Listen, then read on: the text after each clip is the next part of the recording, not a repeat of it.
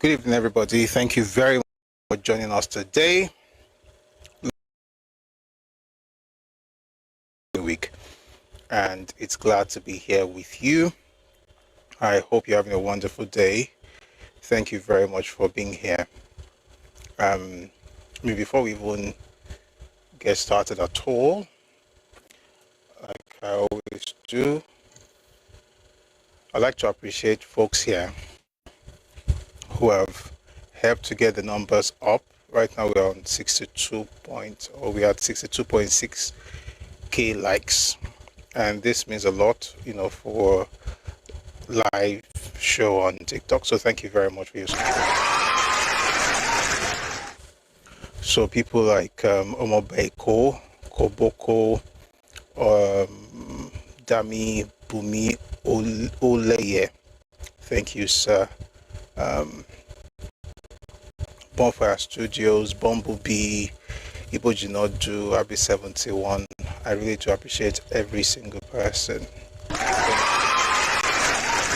So thank you for power tapping. Thank you for liking on TikTok. If you're on TikTok, please like the live and also share. And if you're on YouTube, please like and share as well. If you're on TikTok, please power tap. And I think you can also power tap on YouTube now. So that means just repeatedly tap on your screen. That way, we're engaging with the live session, live stream, and then others will get to see it. All right, Ẹkáàbọ. Others will get to see it. So please, let's engage. Let's power tap. We're going to have a little spin to our live shows. Looks like we'll be focusing on the news for the next few weeks, a few days there, but we'll see how it goes. And so I'll probably come more on camera more. And but it's not going to be very long. We'll just do the news. And folks on Facebook as well, thank you very much for joining us. We're glad you are here. I'm going to connect Twitter very soon. Should have done that earlier, but we're enjoying the music. To be fair, I was actually using the other device, so that's why. Let me check out folks on Facebook. We're going to have a great time today, I promise you. Some interesting things happened over the weekend. Just couldn't get enough. Yesterday was drama. All right. And let alone, whatever we talk about what's happening right now, because there's a lot of backlog. I'm not having this conversation because we want to say, oh, kilo shele. It's just that we're able to understand what's going on, and then we're able to also contextualize things, and then we see things from, a higher perspective, like beyond the news, kilo, right? And then that helps us to understand the news, understand how to interact, and understand exactly what's happening in our political landscape, all right? Like I said the other day, because we are very close to elections, many of our conversations in the coming days and weeks will be around politics and so on and so forth, but we'll still talk identity, we'll talk culture. And if you're joining us for the first time, I'm glad you're here. Sorry, I'm looking away. That's because I'm trying to connect folks on Twitter and Twitch, and I think they are connected now. All right, so I was saying, if you're joining us for the first time, I'm glad you're here. Thank you very much for being here. We do have these live sessions every weekday, Mondays to Fridays, 4 p.m. Ife time, West African time. So we're here today. We'll be here tomorrow, like Barolo.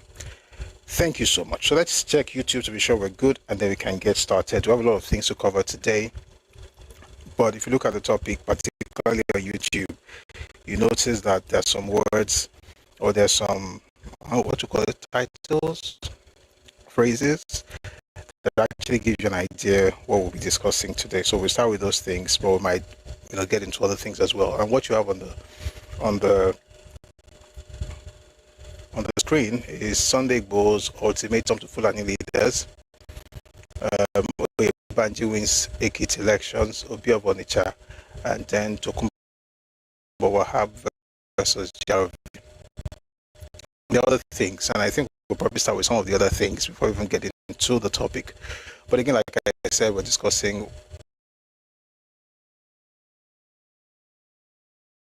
I'm sure we're going to have a great time together. Okay. Thank you very much, Koboko. Thank you. Good afternoon, Mr. Martins Ola from Toronto, Canada. Shimomokwe. There's an interesting way to call some of the cities. let's just start on a very interesting note, since I'm talking about cities. You know, years ago, while I was in uni, I saw a brochure, and in that brochure, they wrote University, it's a school in the UK, wrote University of, now the town, I'm sure you know what I'm about to say, the town looks like the present continuous tense of read. So, I want to thank God, I thank my parents who sent me to school, and thank all the ancestors. Apparently it was Reading. You know, you think that it should be University of Reading. So, it's the same thing with Toronto and all those other places. Bumblebee, good to see you. Thank you, sir. Thank you, sir. All right, let's get started. For some time now, Kenneth Okonkwo has been in the news. We're coming back to the main topic, I promise. But I want to start with this one because it's quite funny. And I want to start at the funny note. I think it might be a better way, a good way to begin today's session. All right, let's get into this. So, Kenneth Okonkwo has been in the news for a bit. Himself and Peter Obi, they've been at it for a while now. So that has been happening for a while. And a particular gentleman decided to get in the mix. Now, some of the things he said, I think they were personal, but I just found this kind of politics a bit, shall I say, that have to do with with politics itself. We're not going personal. We're not trying to pull anybody down, but apparently everybody has gotten the memo. Before I talk about the memo, please, if you're on TikTok, click on the heart icon above me here and join the team. Drop your heart me. Let's drop gifts and push left to the FYP. We need to get the likes up. I need to get more people to see the live show. All right. Thank you very much for your support. I really do appreciate it. Having said that, let's get back to the story. So, you would expect that political conversations, you know, will be more about ideas and policies rather than, you know, personalities. But then, apparently, this gentleman was not there when they shared the memo. His name is Comrade Chris Agu, and he was a 2023 PRP governorship candidate in Enugu. He has something to say about Kenneth Okonkwo, and I hope that, you know, probably they interface and find a way to settle this rift. But I just felt like we should start with it, so why not? Take a listen to Comrade Chris Agu, who is the 2023 PRP governorship candidate in Enugu.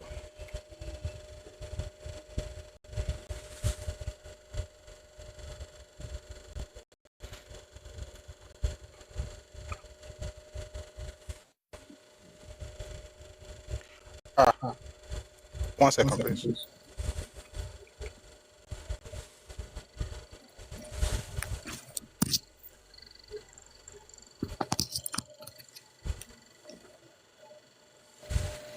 All right, let's get into it.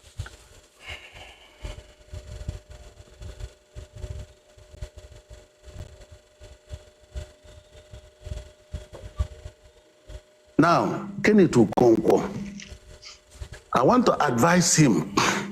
Anyway, before then, he was very close to my late relation, Francis Agu. They both acted in Living in Bondage. Francis Agu, my relation, my cousin and brother, acted in Chi Million. My brother suddenly developed ill, died under a mysterious circumstance. Up to now, we cannot explain. And Kenneth Okonkwo was his closest friend and associate. Apologies about that. No, they were very close. So we don't know what happened, Sha. We are not accusing anybody. Here again, I want Kenneth Okonkwo to go and ask the mother, his mother, who is Chief Samuel Onitiri. Chief Samuel Onitiri, he should go and ask the mother to tell him who is Chief Samuel Onitiri. Look at Kenneth Okonkwo's lips. Does that look like an Enugu man or a Trotic Igbo man? Let me tell you, if If the mother is, maybe there's no network for him to contact the mother, or the mother is in abroad, I will mention about 5 people that knows Chief Samuel Onitiri. Some are late, some are still living. Right. To track back. I will mention those names, right. so that he will expand and find out about Chief Samuel Onitiri. These are your views, and we have to establish that. But I'm concerned about the lips. You say, look at his lips. The lips do not look like that of an Enugu man. Could you put into perspective how the lips of an Enugu man? Anyway, look at my own lips. I'm an Enugu man. You need to provide more clarity than that. See, I'm an Enugu man. Look at me. Look at other Enugu people. Check your town people. You are Igboho. Look at his own. It's very thick. And it's like a purging lips, who cannot hold his mouth, says anything, talk anyhow. The problem we are having in South is that some of our politicians believe that when they are fighting against our brother, they'll be getting something from those that hate Nigeria. Before we digress, you said, I want you to, are you speaking figuratively, trying to infer that he talks too much? Or are you saying that his lips, biologically speaking, tribally speaking, do not imitate that of an Enugu man? Excuse me, I keep this one to myself. If Itobi cannot divulge how he will implement and bring this so-called to the light issue, then let me keep this one. I'm giving an assignment to somebody, and you want me to leak the expo. Let me tell you those that he should meet to tell him who is listen to me. Chief Samuel Onitiri. Listen to me. Now you're making some serious allegations. It's not allegation. Listen to me, please. You're making allegations. If does he have a thick lip? Comrade, let me make this point. You are making serious allegations. And, it started off as a simple biological detail we had to look at, and now you're calling names and this. I want to believe that you have evidence to back up any claims that you are making, whereas they seem deeply personal.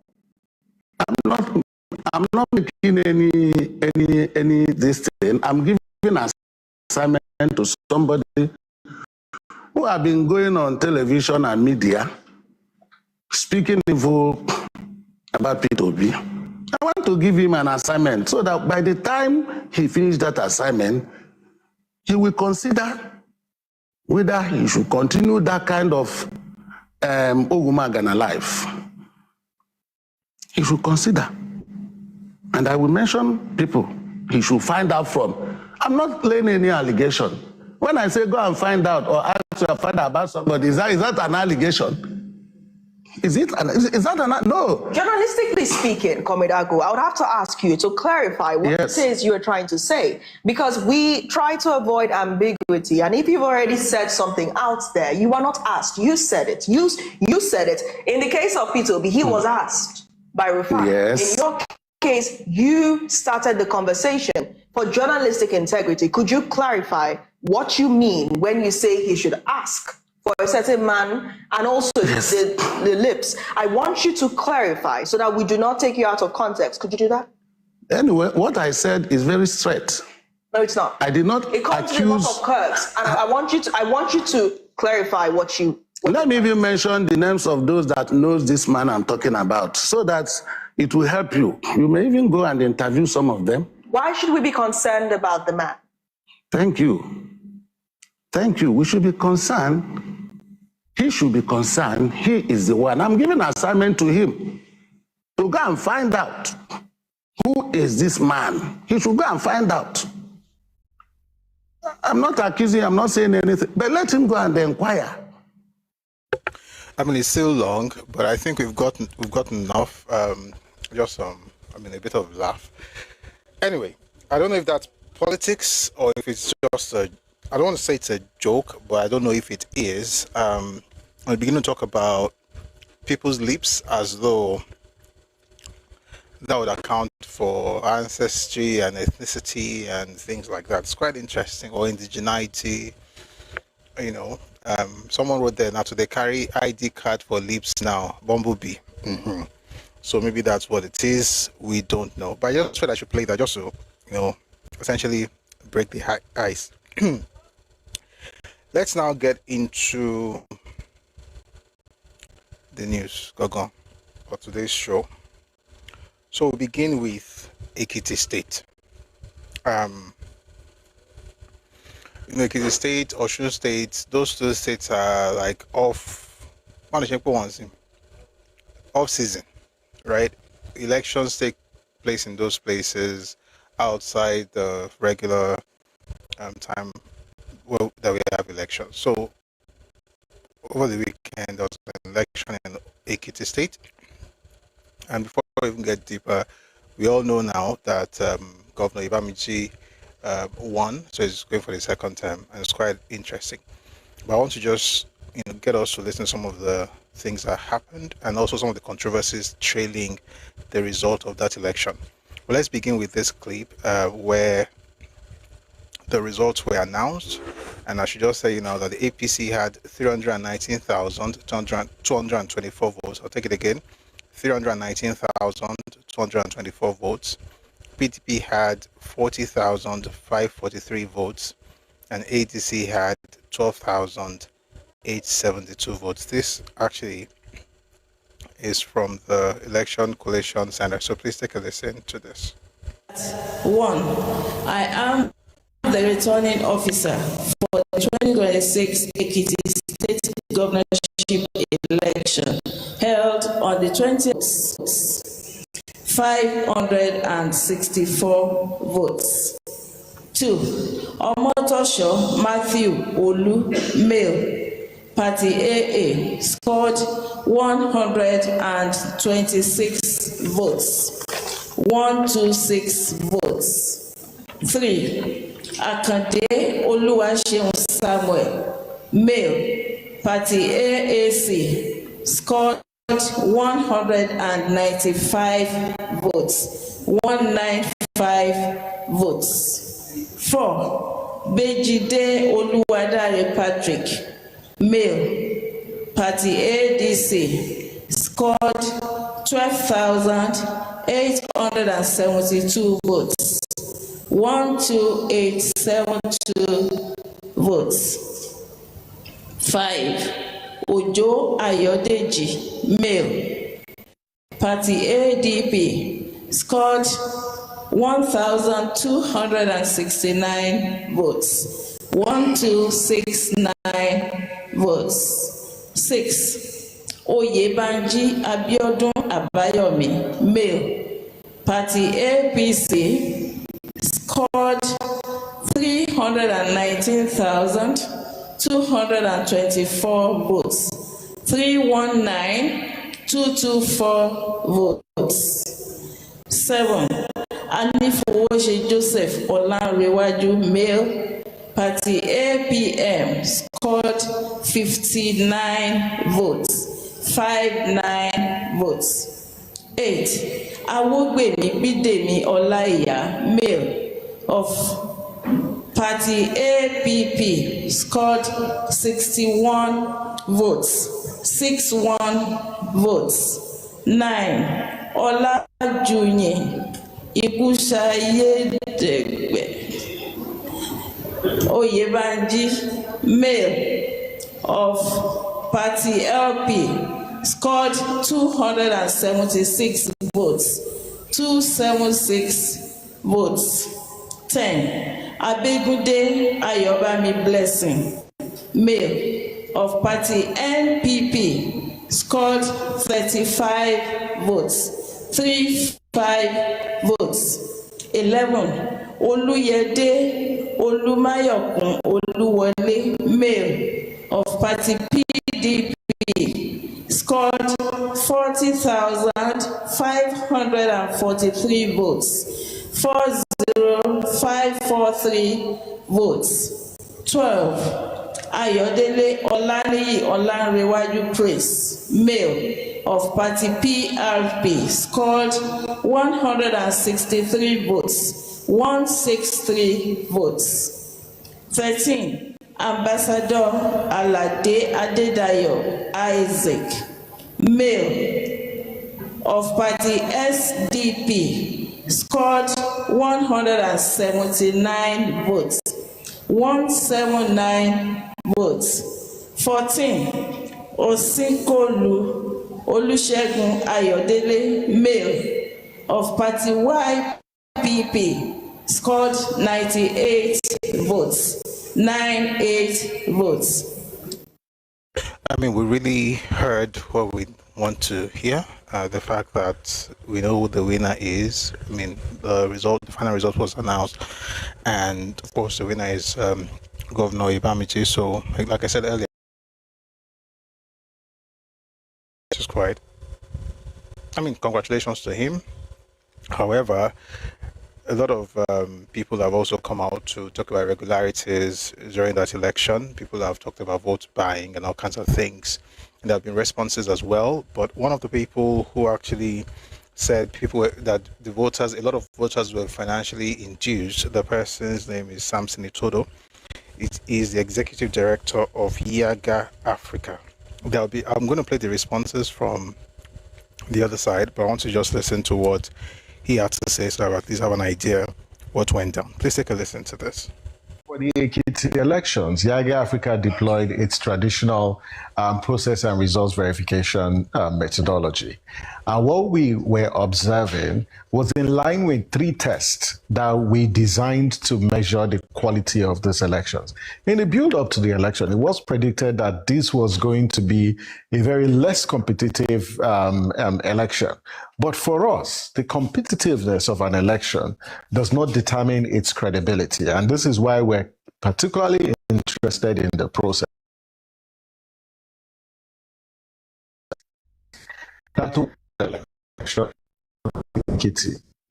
There were issues about late voting elections. I'm particularly concerned about election logistics.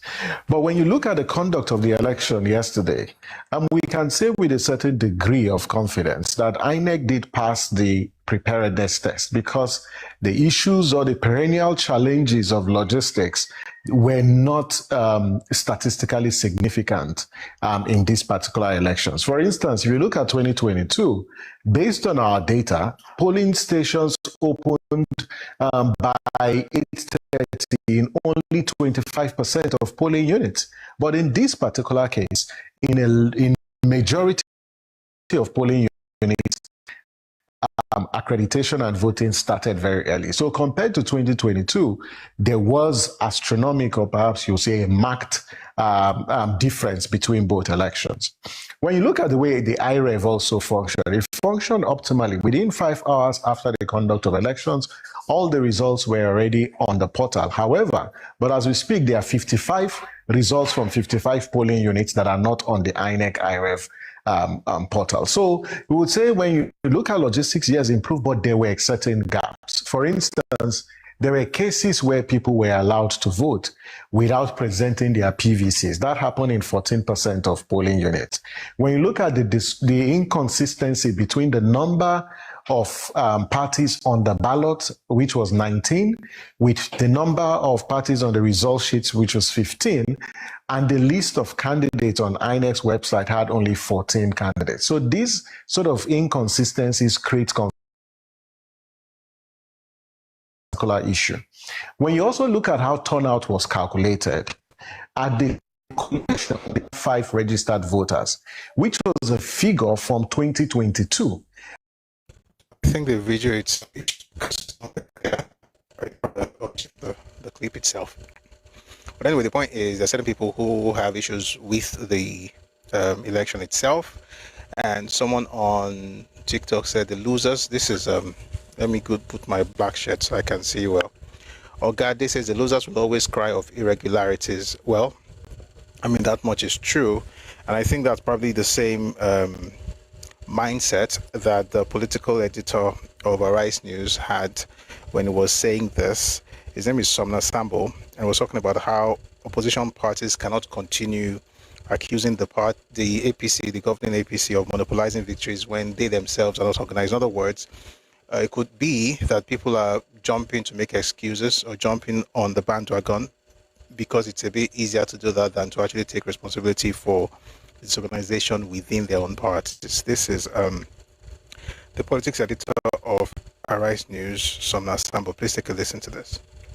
I would just like to say that the elections have really shown that opposition political parties actually need to really work very well. I mean, they cannot continue to stay by the sidelines and accuse the governing APC of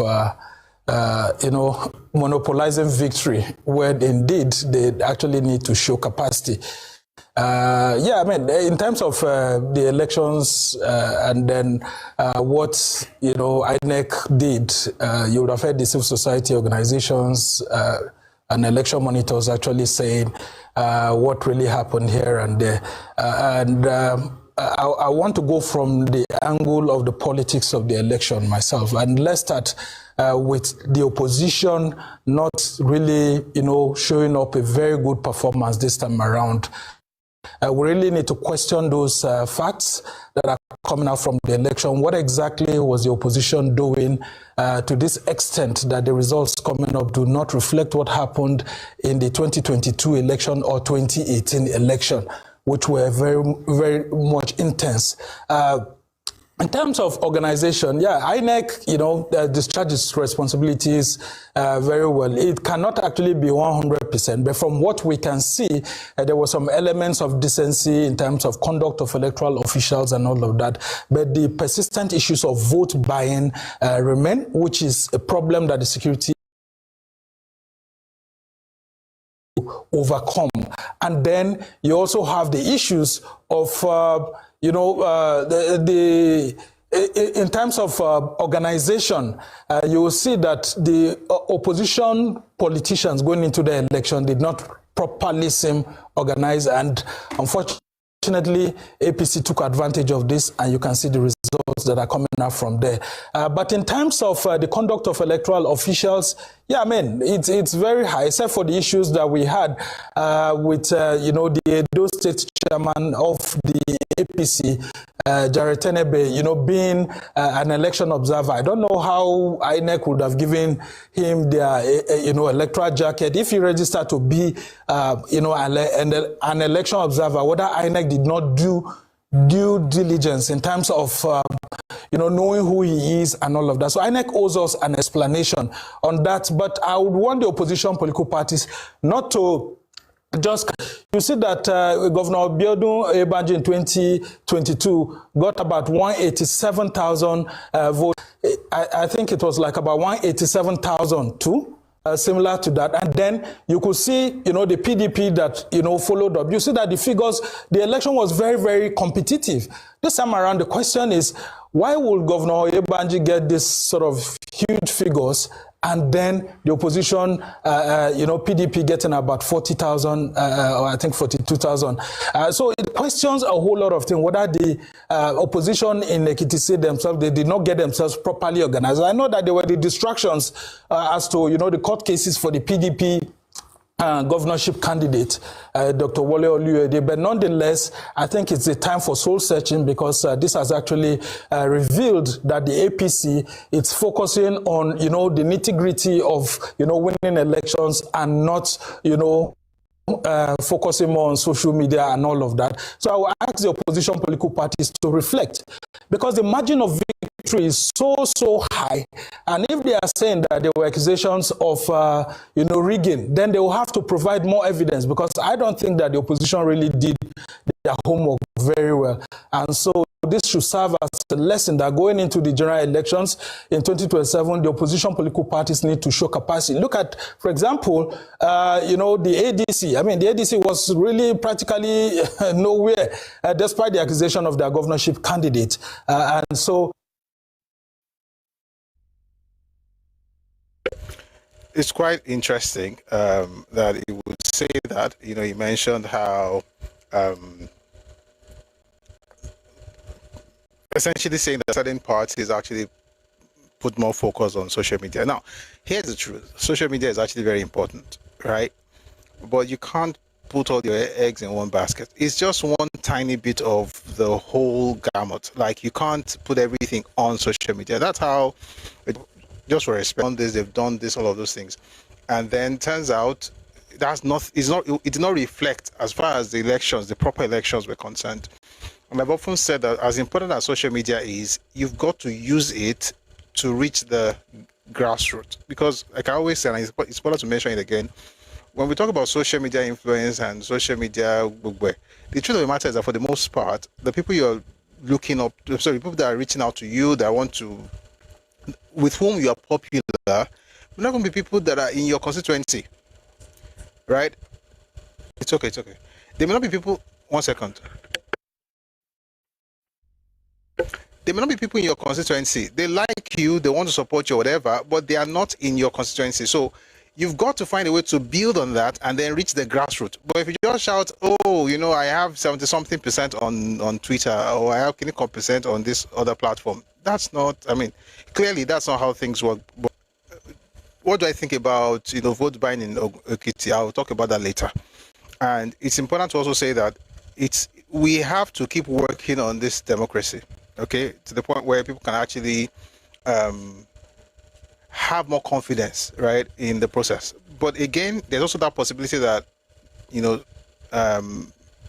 some people lost, and that's why they've been making things up, or people would actually their votes may have been bought. That's also possible. So we have to keep working on the democracy that we have. But I don't think that's what actually accounts for the winning, right? The results of the election. I'm going to tell you why.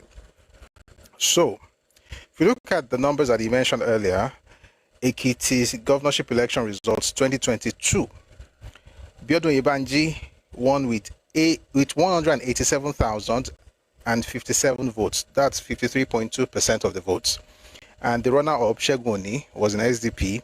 He had 82,211 votes. That's 23.4%. So you have the winner, that's APC, Biodun Ibanji, having 53.2%, and then the runner-up having 23.4%. That was 2022.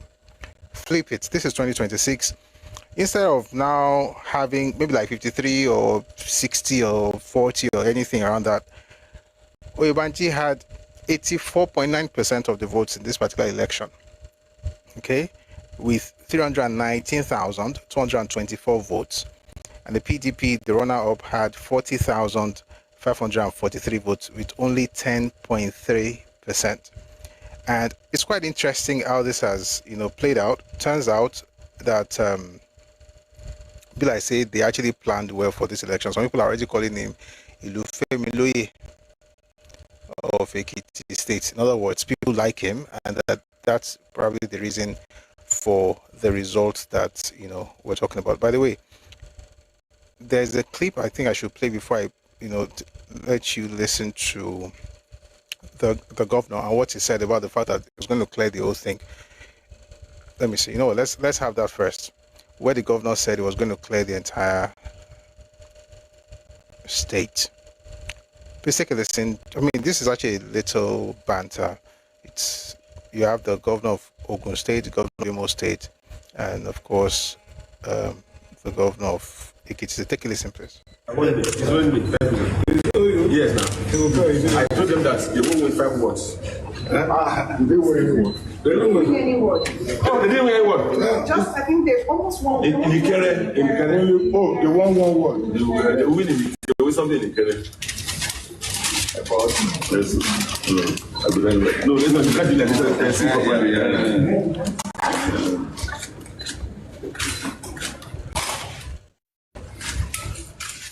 So that was when they were presenting the results of the election, and he said that he told them they were not going to win in 5 words. Quite confident, I guess. But of course, we see the result, and it looks like he knows what he was talking about. Interestingly, Olugbenga Obafemi, who was also a contestant, gubernatorial candidate in that election, was on Channels TV, and she asked him an interesting question. Did you think you were ever going to win the election? It's quite interesting. He says that, his response was that, he thought he was going to win because he was known or popular in Ekiti State. Please take a listen to this exchange on Channels TV with Seun Okinbaloye. You know that you had a bad leg going into the game. And your party had a bad leg. You came late into the game.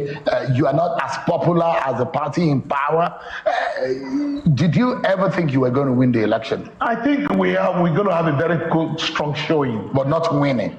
Winning, of course, because I have been on ground for so long in this state. I'm known in the Ekiti state. Known enough to beat an incumbent? Known enough to beat anyone, considering that what we have on ground in Ekiti, we have a government that is not functioning.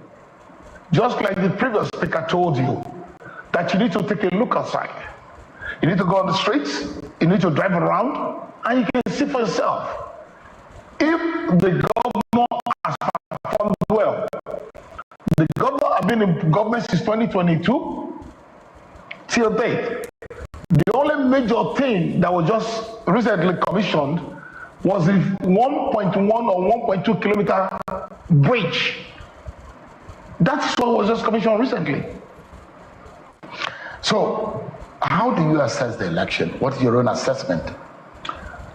I think the election was full of intimidation. Were you intimidated? Well, I'll put it like this to you, Shell. In my own polling unit, I went to cast my vote. Coming out, I was shocked. I saw someone with loads of money. And I said to what party? Is he a member of your party? He's one of these major parties. He's not a member of my party. What party? I do not know. But I can tell you that it's one of the major parties and being protected by the police. So I will assume that being protected by the police. So I will assume that the APC, but I do not know that. Because the guy was saying that no, he wasn't videoing him because he doesn't want any issues. You understand? And we walked away, called on the officers that were there and said, what is this guy doing in a polling booth with millions of naira? And he said, no, they're going to take it off. Before I can say anything, I saw the guy coming with Okada and went on the Okada to go off. And down the street, I was told that EFCC came to raid some people carrying money too. On the same, hello. So you are alleging that there was a man. Was the end of the video. I mean, the thing is, I would say this, regardless of who won, I think this should be properly done. They should be done properly. The idea that people buying votes and giving people money and things like that, inducing voters, I don't think it's how politics should run. But of course, it also appears that this person is actually accepted by the people of the state, and but again, it is what it is, I guess. The other side is saying they didn't do anything like that. One side said they did it, so it's like your word against mine, essentially. But it's important for us to have better elections. All this inducing, the idea of inducing people, the inducements don't really make any sense. I'm sure because of the poverty in Nigeria, that will probably make sense in some context, but I don't think that's how we should run elections in the country. But you mentioned intimidation, the man who just spoke now. He mentioned intimidation and how they were not allowed to vote. Interestingly, the governor of Kaduna State, Governor Obasani, was also interviewed by Okinbaloye. He had a totally different idea about what happened. I think he was on ground in Ekiti, and he said that there was nothing like that. Again, please take a listen to Governor Obasani, Okinbaloye. Intimidated and silenced opposition. And that's why you've not seen so much of what should be a sign of opposition in the state. I don't believe there's anything called intimidation in election. You have the freedom, you have the right to go around, canvass for votes, canvass for support. If you have anything to offer, you should go out and talk to the people. They will give you the opportunity. But unfortunately, let me tell you, most of these political parties only campaign on the social media. or in the media generally, they are not on ground. That's what I kept saying. Recall about 4 months ago, I made it clear in Kaduna when we had our by-elections and we won everything in Kaduna. I made it clear to everyone that opposition focus on social media, focus on propaganda. But there are two battles in an election. You either win propaganda battle or you win political battle. We focus on winning political battle, or the opposition focus on propaganda battle.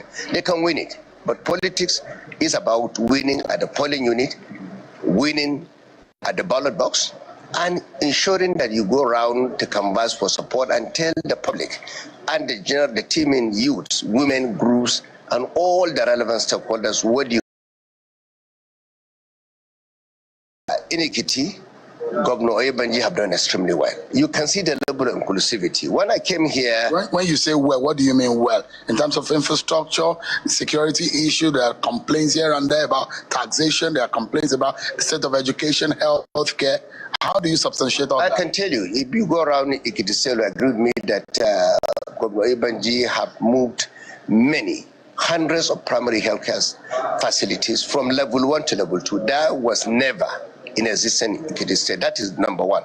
You have to understand. A lot of people do not understand the level of healthcare decay in Ekiti State before he came. That is number one. Number two, you go around talking about infrastructure. Go around Ekiti State, even Ado Ekiti here. You've seen the level of infrastructural revolution he has done here in Ekiti State. Of course, I also had the opportunity of talking to non-indigenous who constitute about 40% of the voters here in Ekiti State. And they told me clearly, the man has been running inclusive government.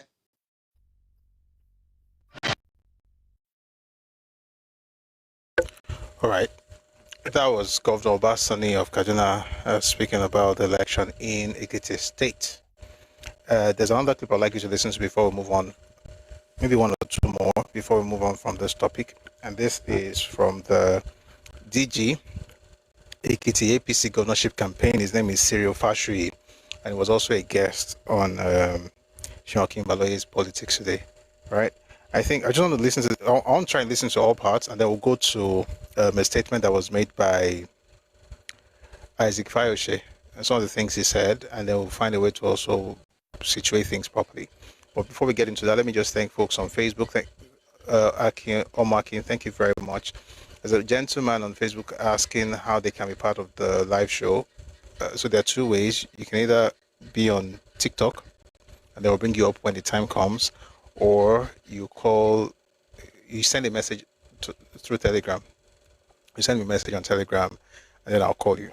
Okay, so those are the two options, but that'll be later when the time comes for that. But while we're still here, let's take a listen to Cyril Fashui, who again is the DG Ekiti APC governorship campaign. Take a listen. And by the way, this was a conversation that they had before the election. By the way, you also notice that Obasani mentioned that social media thing again. One of the reasons I think we should listen to these conversations is because, particularly if you're interested in politics or whatever, that even in business, you can be popular on social media and you don't have sales. But you have to find a way to strike that balance, particularly for political leaders or political aspirants who are always, just telling you that they have won some polls online. Quite interesting. Take a listen to this, please. This is, again, Cyril Fashui. For joining us. Yes, thank you very much. Why are you using force? Are you fighting? Are you taking out the opposition? Why are you stifling the voices of the opposition? I don't know what you mean by force. I can tell you that as of today, there is no known incidents except the one that happened in Ikere, where the chairman of one of the LCDA was attacked. APC chairman for LCDA in Ikere was attacked. Apart from that, we have 16 local governments in Ekiti. I'm not sure there is one incidence of political. You heard the PDP candidate before he left. He said that your party has not been accommodating Your party does not like contest. Your party does not want to hear the voices of opposition. Literally, he was inferring that your party is scared, worried that he's going to lose the election. Why the fear in your camp? You won't judge what is happening in Ekiti with whatever any opposition person. There is no opposition that can say anything good about you, no matter how decent you have subjected yourself to this political game. And if you want to judge the happening in Ekiti, it's better for you to go to the street to go and judge, not what any opposition says. What do you mean by it? But they say, that's what they say, and they're accusing you that you are. I had, for example, the pavilion that they applied to you. That is, hold on. Where did they give you any application that they brought to use the pavilion? The pavilion seats 12,000. Apart from the environment, can he mobilize 12,000 to sit in that place? Any opposition will be wasting, as far as it is concerned today, any opposition will be wasting their time if they say they want to use the pavilion, because they can never get any crowd that will fill up that place. Senator. All right, that was Cyril Fashiyu, who was in charge of the APC campaign governorship campaign in Ekiti State, and he was a guest of Sheon Okinbaloye. Interesting exchange. I think some interesting things to pick from that interview, but we're going to move very swiftly because we have a lot of grounds to cover. So, some of the soil. Isaac Fayose, who is from Ekiti State himself, has decided to speak against what happened in the last election. He said all kinds of things.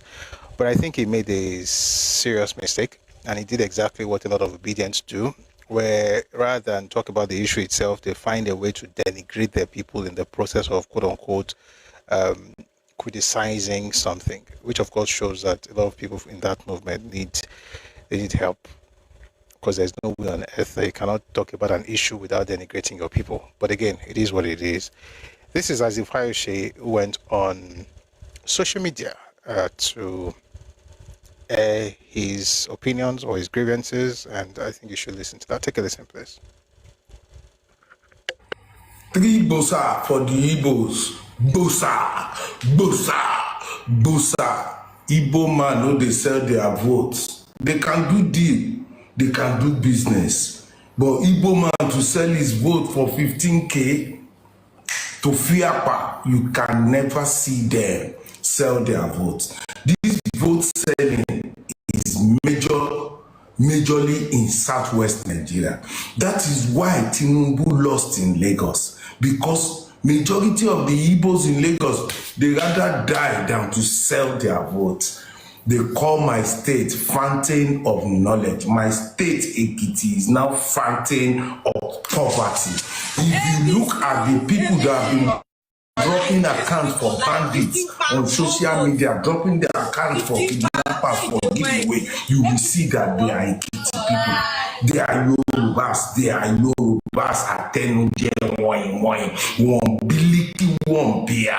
They cannot stand to fight for their rights. They rather sell their rights. You know they see Igbos, even Hausa people, they know they sell their votes. They rather listen to their leader at the top and go where their leader wants them to go. So all this vote buying is for southwestern Nigeria.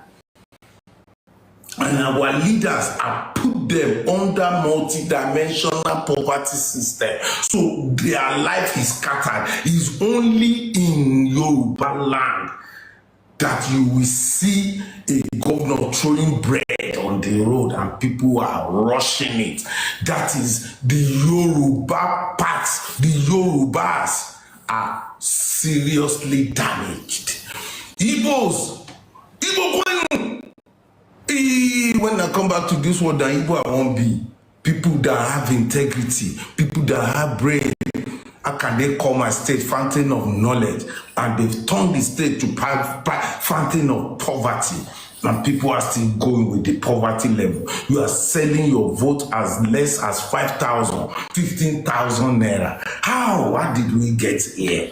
Yorubas no get shame. Even when city boys went to Imo State to go and do their abracadabra, the Igbo boys enter, pack all their nonsense. Say, don't do that nonsense on our land. We don't take rubbish. Now, only Yoruba people, they will treat like shit, and they still they do like. You are monkeys in Ekiti, all you that sold your vote. You are monkeys even better than you. If they throw bread to dog, the dog said we smell whether there is meat inside before the dog pick it. You are not smelling whether there is akara. You are just picking the bread. Shame on you, Shaloma Payidan. I have a lot to say.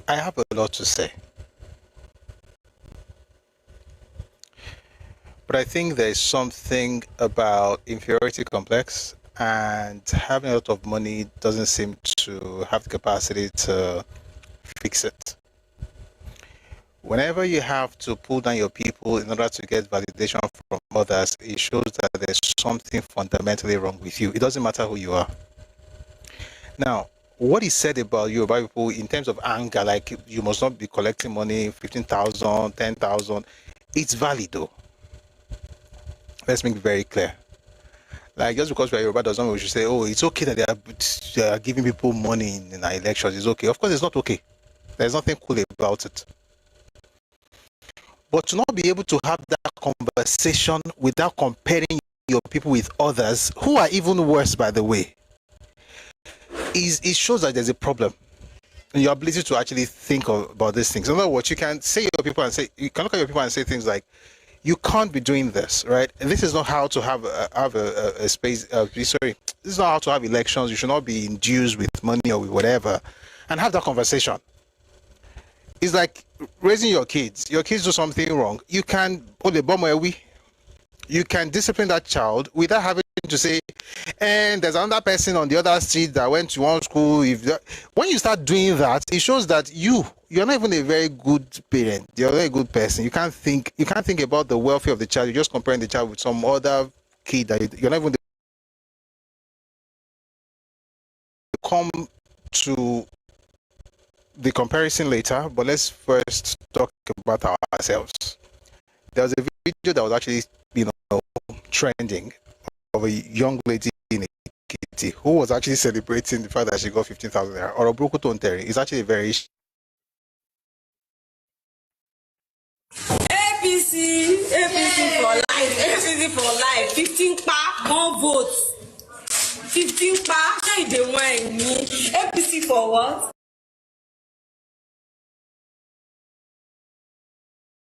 They want me. APC for what?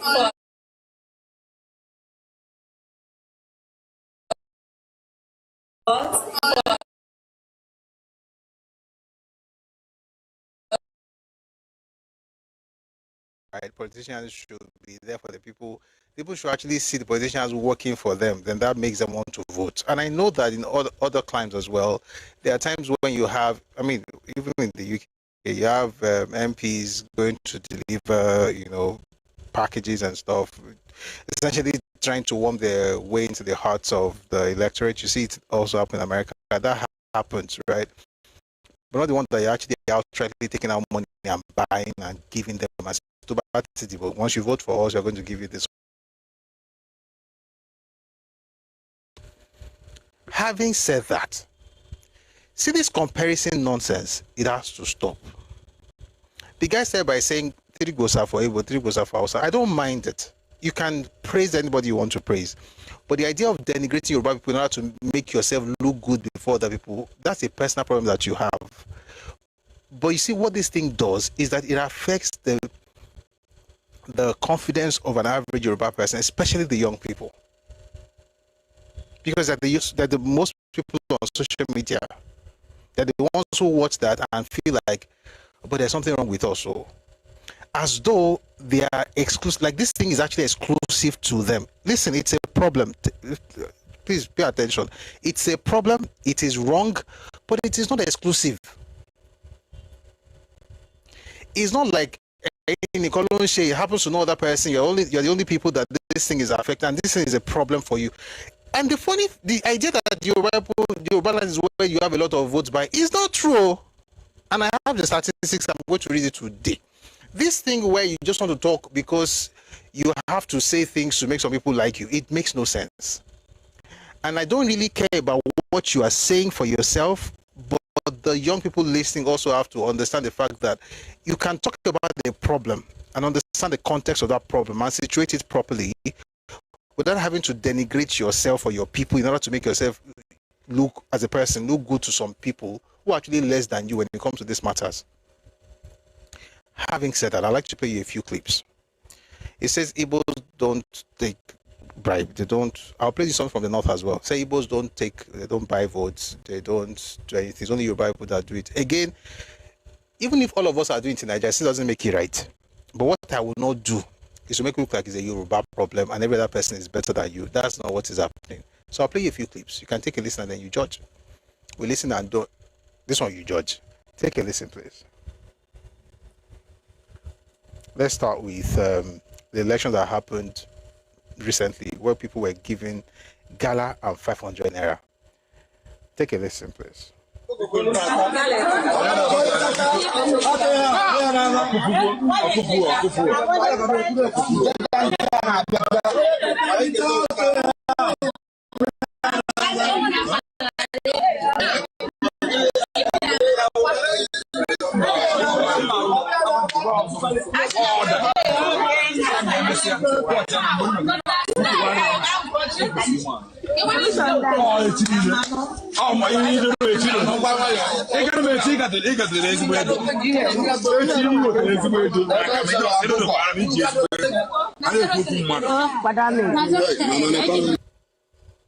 You know the thing. A few more things, though. I need to roll.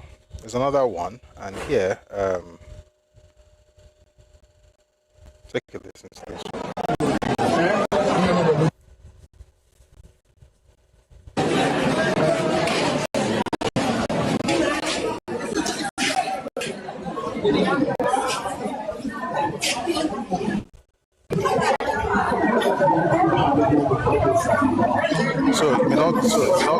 What's happening here is they are collecting malt. This other video, that other one was an Anambra election. They are collecting video. Sorry, when they are collecting video, they are collecting malt and 500 naira. Old and young. Kids as young as, I don't even think this one is up to 18, but they are collecting it. Old women too, old men, they are all there collecting malt and gala in Anambra State. Does it make what happened in Ekiti State better? No. But does it tell the young Yoruba person who is watching this that there's nothing wrong with these people because they are uniquely challenged in this matter in Nigeria? We have to fix that one. I'm sure you can answer that question. All right. Mambo.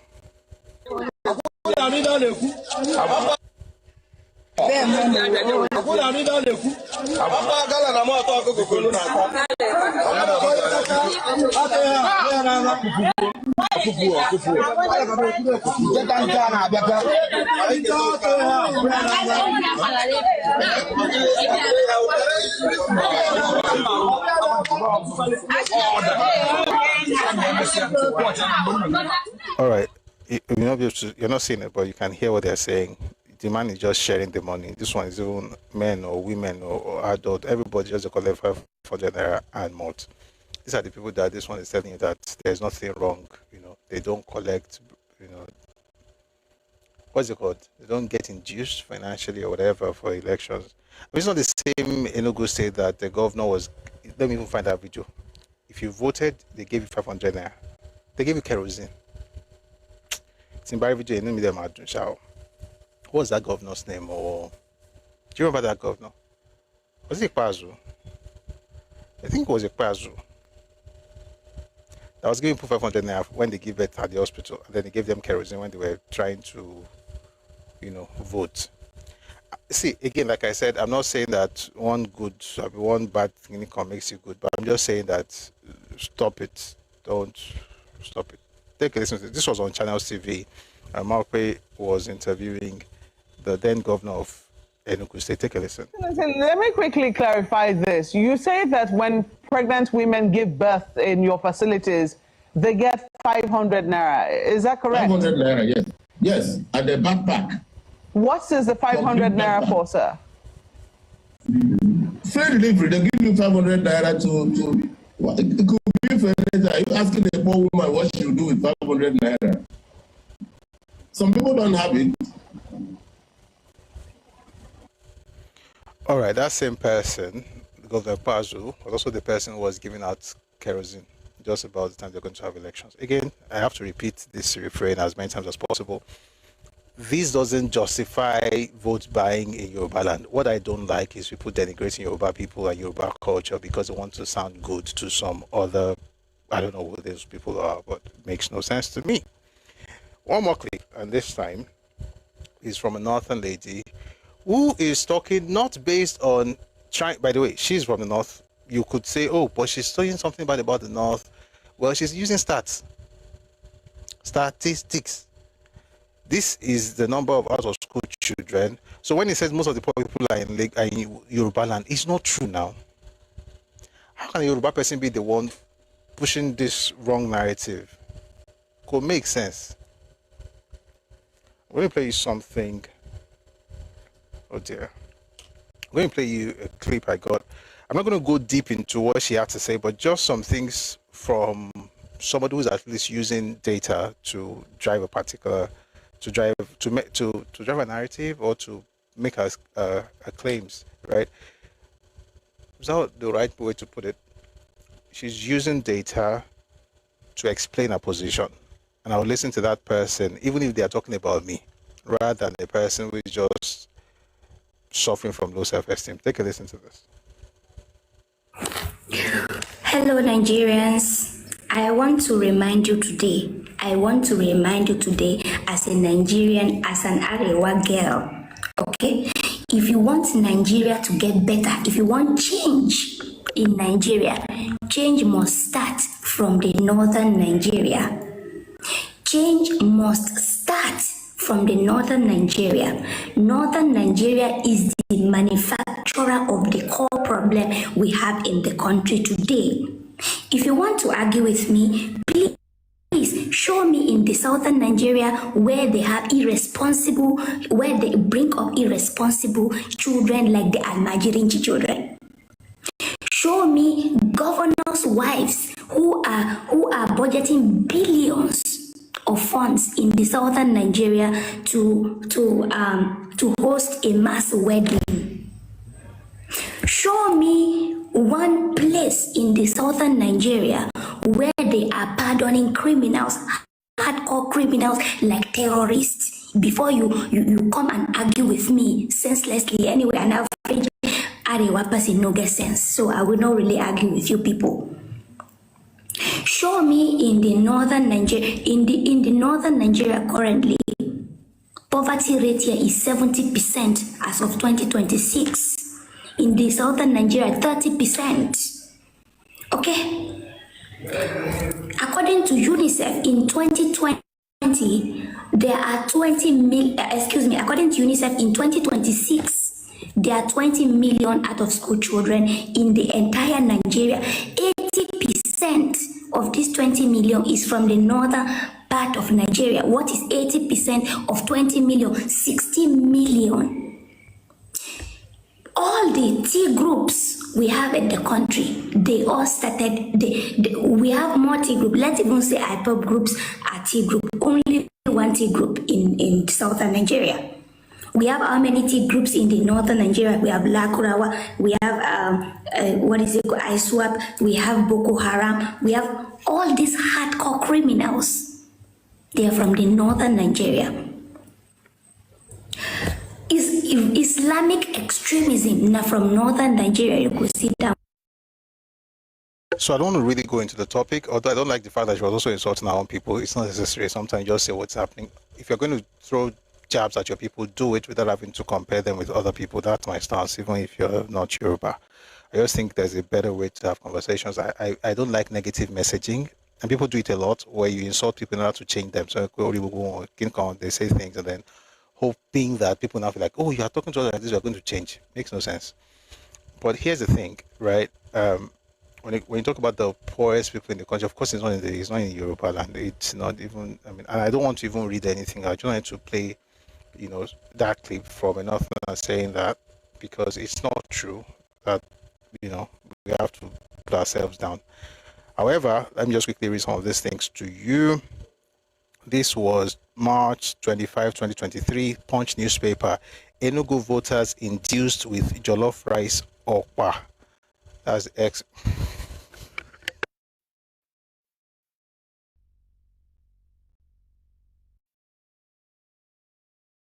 If I kept talking, I would have laughed. So I'm glad I didn't have to burst into laughter.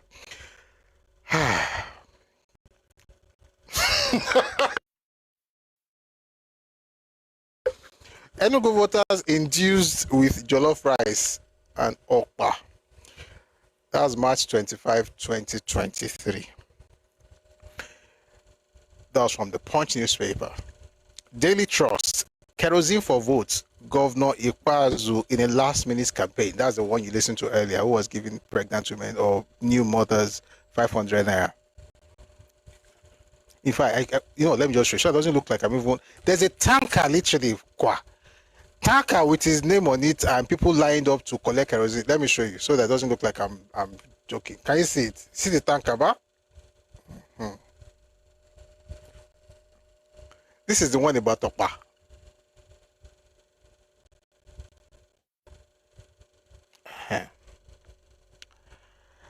Another one, The Guardian. Anambra Guba election, votes were bought with snacks, beverages. I'll tell you the snacks later, don't worry. Stay with me. And here's the snack. It's one better malt, one gala, and 500 naira. That was what people received in order to vote. The video I was playing earlier, that was what they were giving them. Does this mean what happened in Yoruba land is excusable or justified? No, it's still wrong. But no, they try to put me down because you want to please some of your friends. That ain't gonna work. And then talking about where you had vote buying, prevalence of vote buying by zone. This thing was compiled by Center for Development and Democracy. This was published in 2023. Vote buying prevalence by zone in Nigeria. Southeast, let me explain. Where vote buying was most common in the 2023 state level elections. This data is from Center for Development and Democracy. It was published in 2023, and Statisticians also put it out. Where vote buying was most common in the 2023 state level elections. Vote buying prevalence by zone: Southeast 41.44%, Northwest 35.42%, Southwest 24.87%, South 22.97%, Northeast 15.5%, North Central 10.23%. Southeast is the highest, 41.44%. We are number 3, and it's not good. We should be like 0, or I'd say already maybe 5%. So we have a lot of work to do. I'm not using this to say we are okay. It's not okay. West is Hausa land. It's a Igbo. What is Bosa for Igbo? Bosa for Hausa. They don't buy votes. Turns out, most of the vote buying in Nigeria's election happens in the Igbo land. Am I throwing shots? I'm not. I'm just telling you that all this nonsense of let's just be talking rubbish because it's not going to work. I'll take it again. Vote buying prevalence by zone. 2023, Center for Development and Democracy. Southeast had 41.44%, Northwest 35.42%, Southwest 24.87%, South-South 22.97%, Northeast 15.5%, North Central 10.23%. So the Southeast is the highest with 41.44%, and North West follows with 35.42%. And of course, the lowest, where you have the lowest incidence of vote buying in Nigeria, was North Central, 10.23%. So again, you're right, Paul, we've got a lot of work on our hands. We've got to make things better, and our governors have to get serious. Like, people should not be inducing people, right? But also not be saying like, we are so terrible, we are worse than everybody, something, and they say cursing people. Why would you do that? And in case you're just joining us and you're wondering who is cursing who and why am I talking like this, I think I should play that clip just one more time and then we can get to other things. And the reason I stopped to talk about this was the way it was, comparing. I don't like comparison, especially when it denigrates your own, especially when what you're saying is not even true, But yeah, that's what he did, and I'll play it very quickly and then we'll move on to other things. This again is Isaac Fayoshe. Take a listen, please. 3 bosa for the Igbos. Bosa, bosa, bosa. Igbo man no dey sell their votes. They can do deal, they can do business. But Igbo man to sell his vote for 15K to Fiapa, you can never see them sell their votes. This vote selling is majorly in southwest Nigeria. That is why Tokunbo lost in Lagos, because majority of the Igbos in Lagos, they rather die than to sell their votes. They call my state fountain of knowledge. My state, Ekiti, is now fountain of poverty. If you look at the people that have been, they are dropping their account. They are Ekiti. They are Yorubas rights. They rather sell their rights. You know they see Igbos, even Hausa people, they know they sell their votes. They rather listen to their leader at the top and go where their leader wants them to go. So all this vote buying is for southwestern Nigeria. And our leaders have put them under multi-dimensional poverty system. So their life is scattered. It's only in Yoruba land that you will see a governor throwing bread on the road and people are rushing it. That is the Yoruba part. The Yorubas are seriously damaged. Igbos, when I come back to this world, Igbo I won't be. People that have integrity, people that have brain. How can they call my state fountain of knowledge? And they've turned the state to fountain of poverty. And people are still going with the poverty level. You are selling your vote as less as 5,000, 15,000 naira. How did we get here? Yorubas no get shame. Even when city boys went to Imo State to go and do their abracadabra, the Imo boys enter, pack all their nonsense. Say, don't do that nonsense on our land. We don't take rubbish. Now, only Yoruba people, they will treat like shit. And they still they do like, you are monkeys in Ekiti, all you that sold your vote. You are monkeys even better than you. If they throw bread to dog, the dog said we smell whether there is meat inside before the dog pick it. You are not smelling whether there is akara. You are just picking the bread. Shame on you, Shaloma.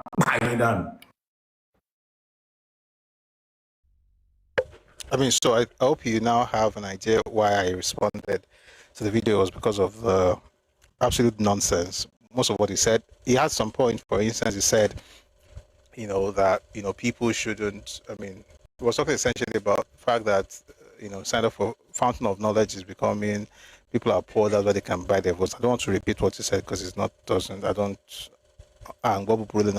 can't use such words. But here's the thing, right? You can be angry about that and it makes sense, but don't curse your people out. Then he also was very correct when he said people are buying votes for 5,000, 15,000. Actually, it's bad, but you know how much they're selling votes in Igboho land? It was 1,300.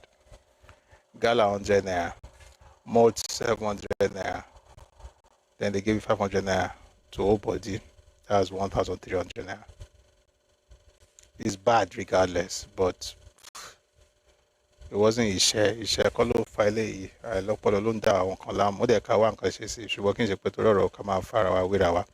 Meanwhile, the idea that they took something to the southeast, they said carry it away is a lie.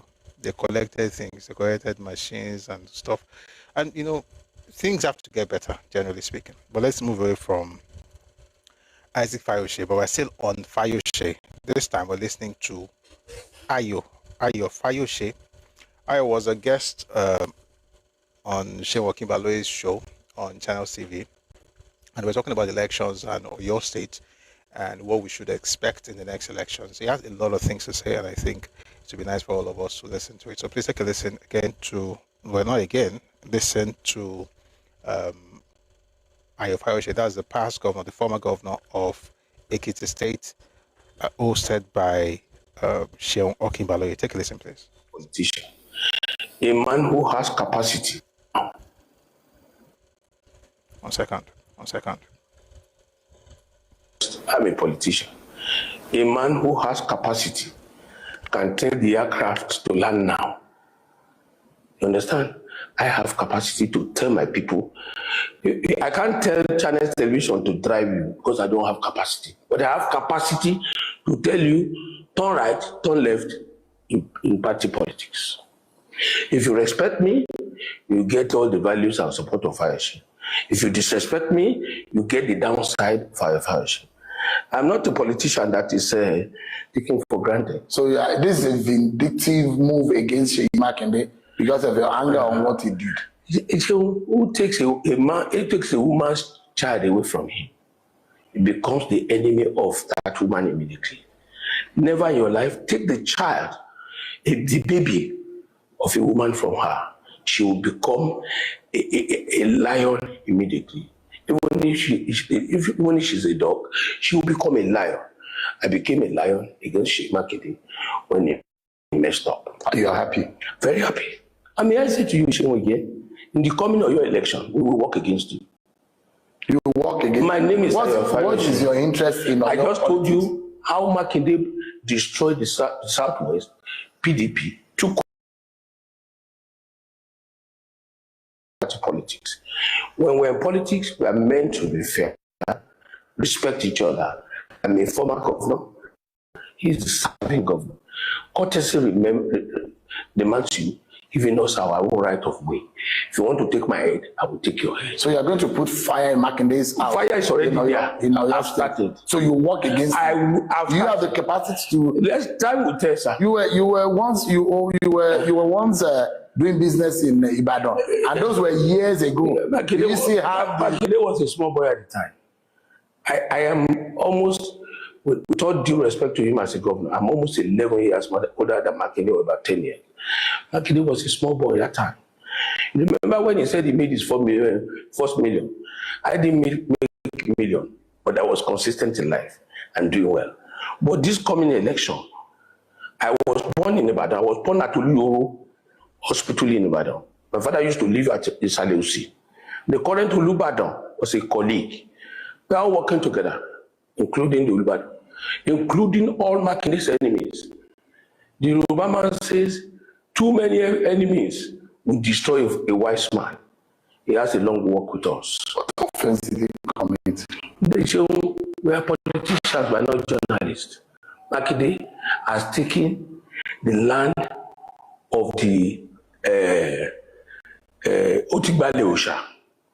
Makinde has taken the land, I don't know how they call it, of the gods. The gods are hungry, and the gods will take the lands back from him. He's running for president.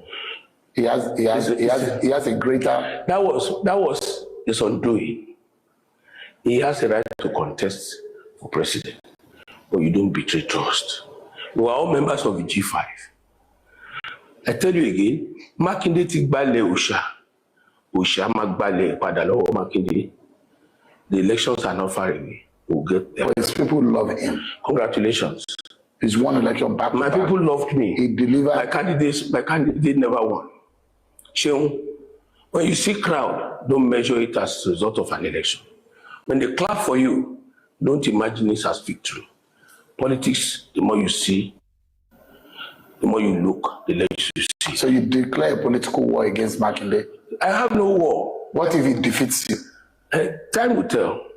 And I want to say to you, I stand here. Most of the times I've come to your station, whatever I said has come to pass. Nobody could have defeated me with votes. When it was time to take votes, they took it by storm. And there was nothing I could do. Makinde Tigbale Usha. Usha Gbale Lowo Makinde. My name is Ayo Fahashe. Governor Ayodele, Peter Fahashe.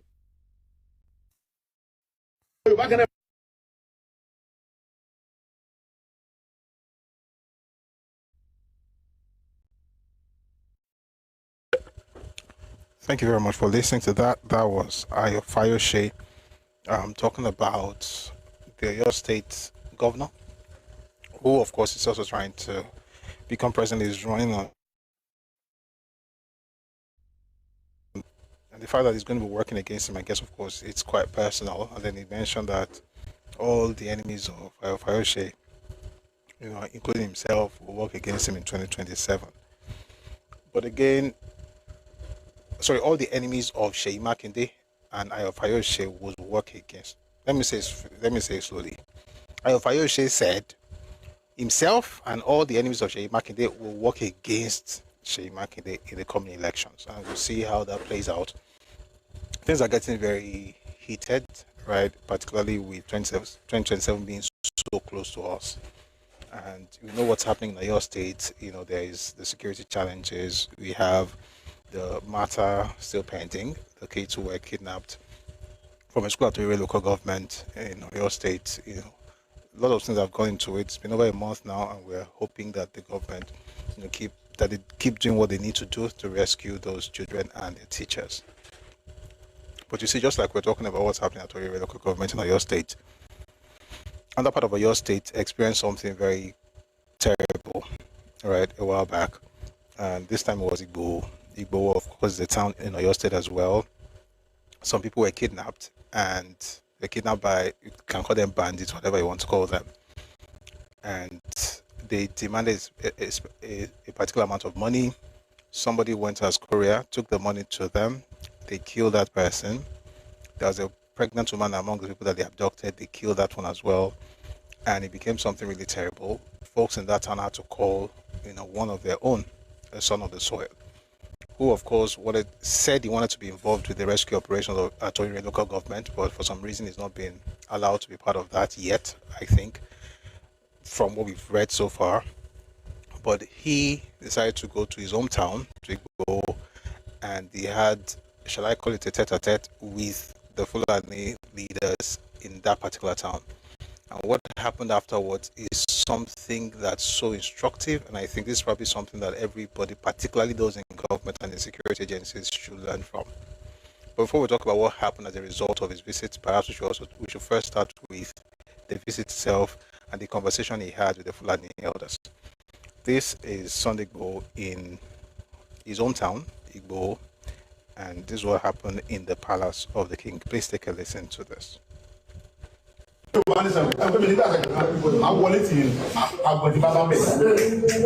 ẹni mo dín ẹgbẹ́ olú bàbá wa kálẹ̀ la olú bàbá mi ọmọ ògbó oríjìnlẹ̀ ní mí ebi ní kẹ́mọ̀ jẹ́ Sunday Igboho ẹ dín ẹgbẹ́ toyúntoyún ẹni tó bá gbé owó fún yín lẹ́ẹ̀dí gbé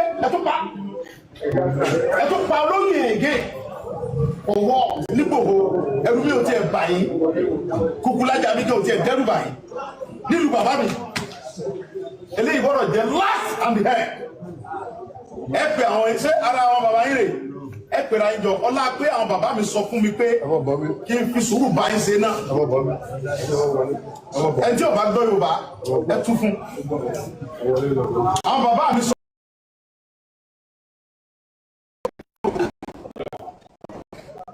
èmi ò lè wà fẹ́ni kankan mo wà fún gbogbo ọmọ Ìgbòho nílé lóko lẹ́yìn òdì ni nǹkan tí mo ń ṣe lóńdù tí mo ń gbé àfáwọn aráàlú kan ẹ̀ lè mọ ṣe lù mí ọ̀sẹ̀ mọ́ bí ire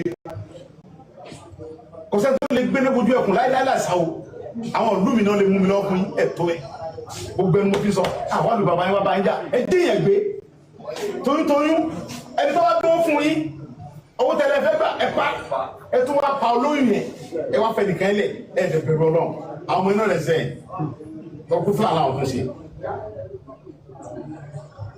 ẹ tẹ́yìn gẹ́gẹ́ mọ̀ wọ́n gẹ́ sọ pọ́n pàbú rẹ̀ kan kábíyèsí dẹ̀ sọ bẹ́ẹ̀ ni nígbà tẹ́ bá wọn sọ tán ẹni yẹn ọmọ yẹn òun lágídí pé n tẹ́ ṣe yí kọjá ẹni mo jáwọn yẹn wá gbé mi wọ́n pa àwọn yẹn pé wọ́n dé yẹn sí ẹ wọ́n jà wẹ́tọ̀ abẹ́ẹ̀kọ́ àbí níjọ́ tí wọ́n ti ní èdè tó ń gbó lọ sọ ń gbé fúlàní bíbà yóò bá náà ń gbé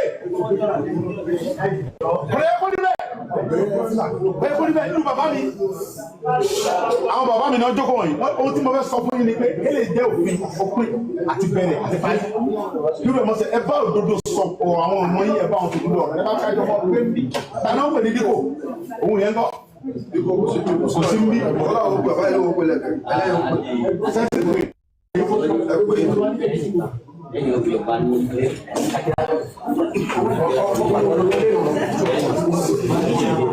now títí bàbá rò yẹ dáadáa ọlọ́pàá rò yẹ dáadáa fún nǹkan pèsè pẹ̀lú àwọn mo láìpẹ́ bẹ́ẹ̀ mo fẹ́ kọ́ sọ fáwọn tí ò bá gbé lè nínú àwọn yẹn mo fún wọn ní wákàtí méjì ni o obìnrin yẹn atọ́mú ẹ̀ àtàbúrò ẹ̀ tó lọ kámọ́lé lóòrùn tó gbé yẹn mo fi wákàtí méjì tó lọ gbé wa tí a bá rí wọn láàrin wákàtí méjì tí wọn bá pẹ̀lú ara èmi ọ̀fẹ́ wọn bí tó bá gbé wọn lọ àdéhùn náà wákàtí méjì mọ̀ ń gbẹnu gbogbo ọmọ Ìgbòho sọ̀rọ̀ àti àwọn bàbá wa tọ́jọ́ bá wa ni mo fi sọ̀rọ̀ wákàtí méjì ni mo fún yín ṣé wọn pé ẹjọ́ tí wọ́n ti ń ṣe ìwágbò mi ìdásí mo kàn ń wò pé àwọn bàbá mi ò tí sọ pé abẹ́rẹ́ ń gún àwọn lára bọ̀ náà wọ́n ti sọ fún mi pé ó ti tó gẹ́ ọmọ lẹ́dì wákàtí méjì ẹ̀pà àwọn èèyàn yìí ẹ̀pà àwọn ọmọ yìí yẹn tó bá lórí láyà àwọn yọ̀ǹda àwọn ẹ̀kọ́ pa wọn ṣùgbọ́n ẹ̀yin náà ní wà ẹ̀ní wà mí màá yọ̀ǹda àbọ̀kọ̀ obìnrin ẹ̀ sọ̀rọ̀ pé bọ́lọ̀ sí mo wá ní àbí ṣùgbọ́n ẹ̀yin náà ní wà mí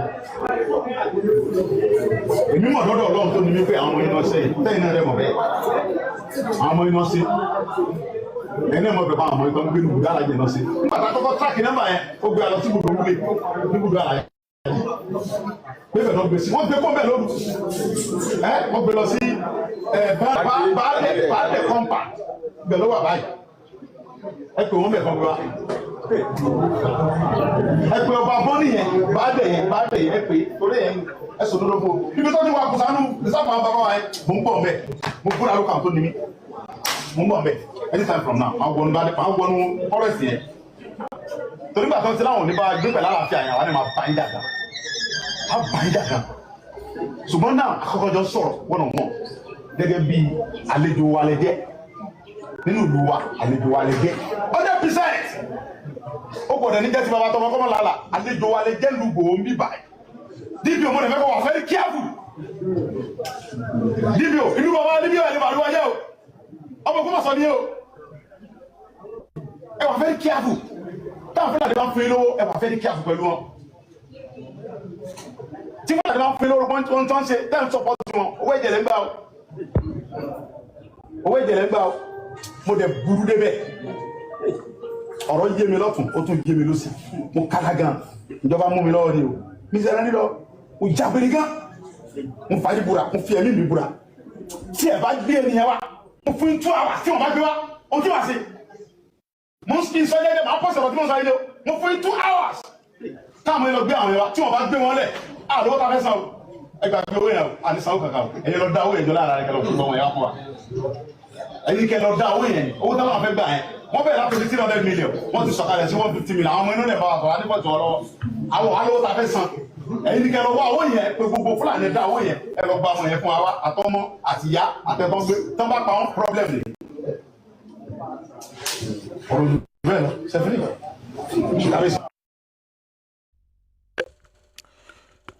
That was Sunday Igboho giving a 2-hour ultimatum to Fulani people living in Igboho And of course, that was a long, speech. In case you don't understand Yoruba, what he's saying essentially is that we talked about the fact that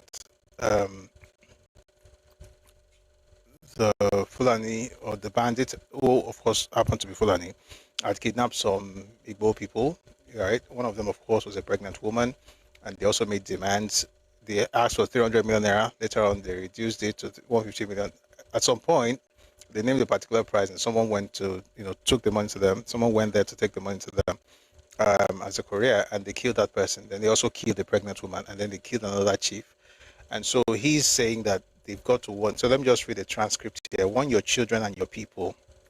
We do not want to hear of another kidnapping involving our people. We Yoruba will no longer pay ransom for anyone. We are peaceful as long as you are peaceful. If you want peace and unity, we are ready. But if you choose otherwise, we will drive you from our land and deal with anyone caught committing crimes. Then talked about, where they're mining, and how certain things are being done there, and that they know exactly where these people are, and that the Hausa community or the Fulani community should do the needful and get those people released. That same day, the people were released. Take a listen to this.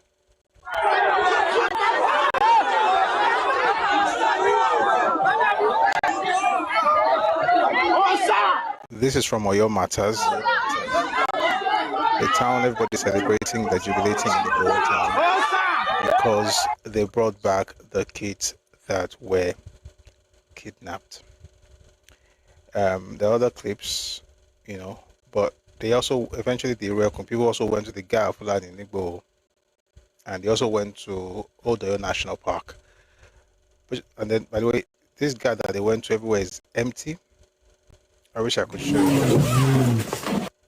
Everywhere is empty. The Fulani in that guard, I think they probably ran away.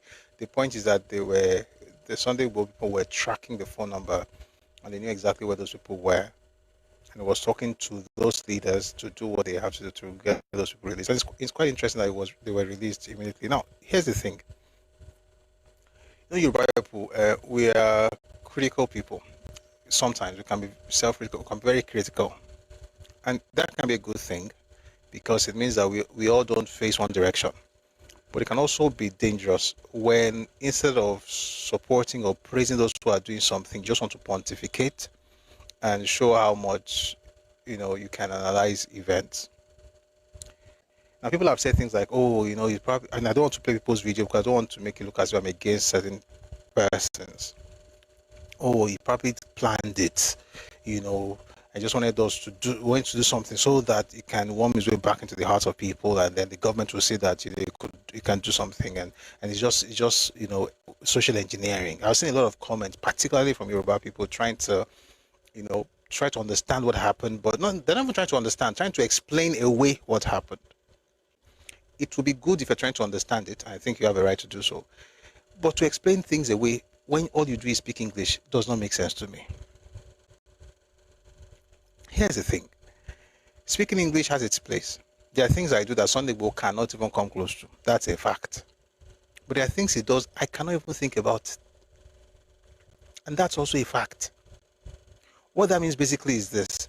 When you see people doing what you cannot do, that needs to be done, you should at least acknowledge what they're doing. You don't have to agree with their politics or their ideology. But it's just commonsensical to just look at it and say, what, this person is doing what needs to be done. The idea that they engineered this and they planned it and they're just trying to use it to get people to support the idea of Sunday Igboho, I don't think it's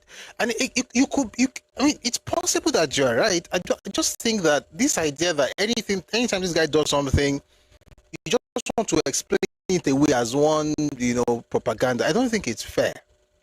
Particularly when, number one, you do nothing, just speaking English. Thank you very much, Prof. Number two, you will never stand up to do anything. Number three, your people were not involved. You're not affected. If you were the husband of the pregnant woman, would you be saying that I'm all planning? I just think we should find that balance. Right, you can criticize Sunday Igboho. I don't like psychophancy. Can criticize anybody. But this thing where somebody does something, say, oh, these are they're going to become what is that thing called?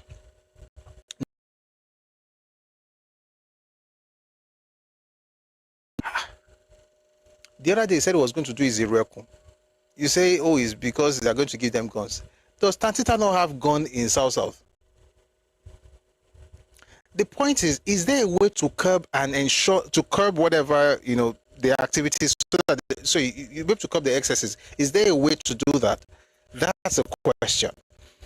Are they necessary? Of course they are. But can you ensure that there will be no excesses? That's the question. And you can interrogate that and you will be right. And your answer can be yes or no. There are no yes or no kind of questions. But that's how to be critical and things don't go all right. Those are legitimate questions. But I don't think it's fair to just look at the person and say, on planning. Meanwhile, what am I saying is Kojuka Maso Imbolo. If not Bebo dear, Ebo le work. It's not English language that you're going to enter forest with. People that entered forest, they go there to do so. They are going there to fight. They are going there to speak up for people. You don't do anything. You don't even speak up for ordinary bigoted statement against your people on social media. You cannot even say anything about it. You just be looking like Dondu, or Dundee United, the one in Scotland. Anyway, not the one in Scotland, but you get the point. Anyway, you don't do any of those things. You don't speak against ordinary jabs against your people, let alone carry gun to enter bush. But now you go speak English pass. We've got to be careful. Criticize anybody, but in your criticism and in being critical, I think we should also have common sense. And I think what he did is important, but government should also know that they've got to be able to curb. We don't want to have people who can just become a god to themselves. We don't want one hero that everybody looks up to, and we don't want the government. This is not kind of place. I think we can have, again, we also have to be able to think beyond this. In other words, you should have family members that when they speak, the outsider should be afraid. You may have problem with that family member, you may have issues with him, but that's a family matter. But outsider says that person like, oh God, don't go there.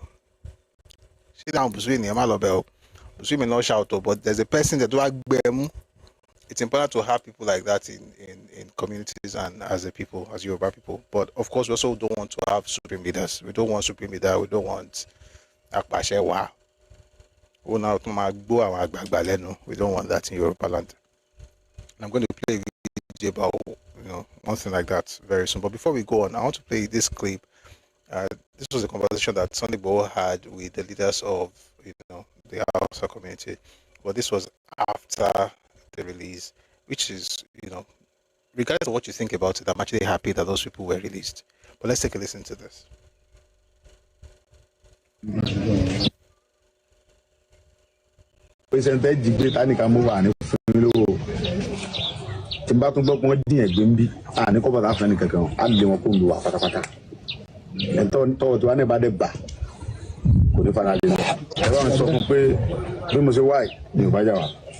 àlàáfíà mo bá wa ohun tí ń ṣẹlẹ̀ ń gbòó ní ìfọwọ́ sí wọ́n pe gbogbo àwọn èèyàn pátápátá jíjí gbé tó ń gbà àwọn èèyàn ó ti tó tí bá tún gbọ́ pé wọ́n jíyàn gbé ń bí àní kọ́ bàtà fẹ́ni kankan á lè wọn kó ń lu wà pátápátá ẹ̀tọ́ tó wà ní ìbára bà kò ní fara lè sọ. láyé ìdókò náà tí mo kà yẹ mo kà gbé fún wa náà gòdì. That's now good. That's now good. That's the so the father. Alhamdulillah. Babu so father. That's the so the father. Babu so father. Abin da so na ka tara mutanen ku. Duhula ne abada ke na wurin ga namu. Wannan sai Igboho ko yi miti. Aka sake Documentum. That means the picker. Just like a down after documentum. Ṣùgbọ́n tó bá ti jí ẹ̀gbẹ́ tí ò sí wàhálà kankan wọn àwọn ẹ̀fọ́ kọ́mọ gbé lálàáfíà kọ́mọ ṣiṣẹ́ wọn. Yàtí bọ́kà ìhọ́dà bọ́kà kó wà sáàkì dókà bóta dé wa. Sọmọlá ẹ̀ pèsè.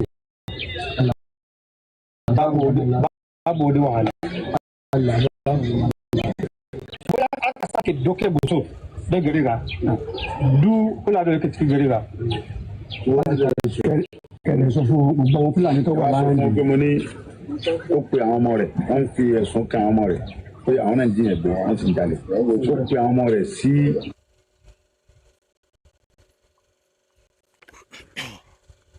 Yeah, the video is a bit long, but I think that's you get the point, right? It's talking to them, telling them that as long as they're living in peace and harmony with us, we don't have a problem with them. You know, they are our guests, and that's fine. But if they want to tow the path of kidnapping and stuff like that, like the place is not going to be conducive for them, right? And I think it's important to have people like this in your society, and the government, of course, also have to ensure that, like I said earlier, and I meant it, and it's true. No matter how much you have, you know, people like this in society, you also have to have checks and balances. You have to have a system that ensures that the excesses can be curbed. Why? Because they're human. People make mistakes. People go overboard. And something like that happened a while back. I got a video, I think it was yesterday, something I'd never heard before. And it's similar to what happened in the Southeast with a person that eventually became almost like the Messiah. And I mean, he's cooling his heels now in Sokoto. But before he got to Sokoto, some things happened, particularly in the UK. You may not have heard of this before, but I think it's important for all of us to take a step back and hear this. This person claimed to have been the one that founded Mombo, to have founded IPOP. Now, I'm not comparing IPOP with anything. I'm just using it as a launch pad into the conversation, to the next conversation. I like it when we're able to move from thing to thing, message to message. Excuse me. How we can move from topic to topic seamlessly. Right? So this person put out, had an interview. We're talking about the fact that he was a founder of IPOB and his relationship with the man they call almost like their supreme leader now, Nnamdi Kanu. And he will talk about himself. He will mention his name so you can hear everything from the horse's mouth. Please take a listen to this.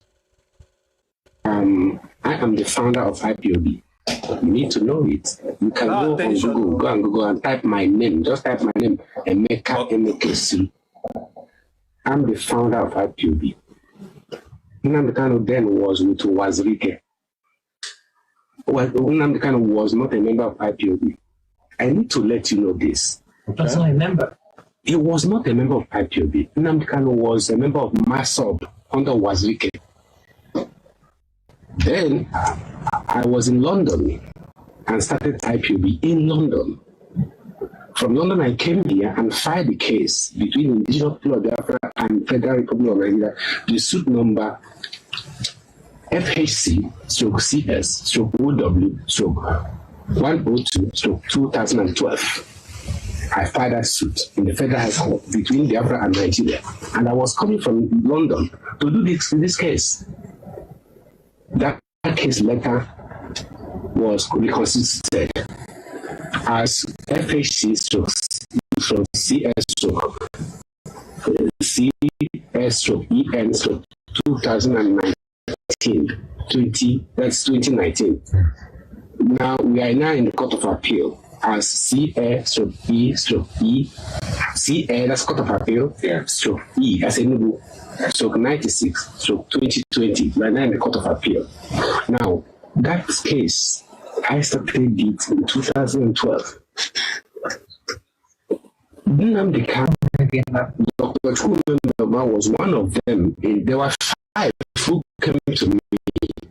There were Chubu Megemba, Uchemefo, Madam Achi, Samume, and Nnamdi Kanu. There were 5 who came to me and said they want to join us. Okay. Yeah, we're all members of MASOB. Okay. They want to join us. And that I now asked them, what were you doing for MASOB? They said they were in the radio called Radio Biafra. And that Wazike is no longer sponsoring them. And that Nnamdi Kanu, I asked him, he said Wazike is a saboteur. He made so many statements against Wazike. I said, okay, I have listened to you. I came to Nigeria, I met Wazike and asked him questions. This was when? 2012, I said that was when I filed this case. Okay. I asked Wazike questions. He said, well, that Nnamdi Kanu was using the Radio Biafra against him.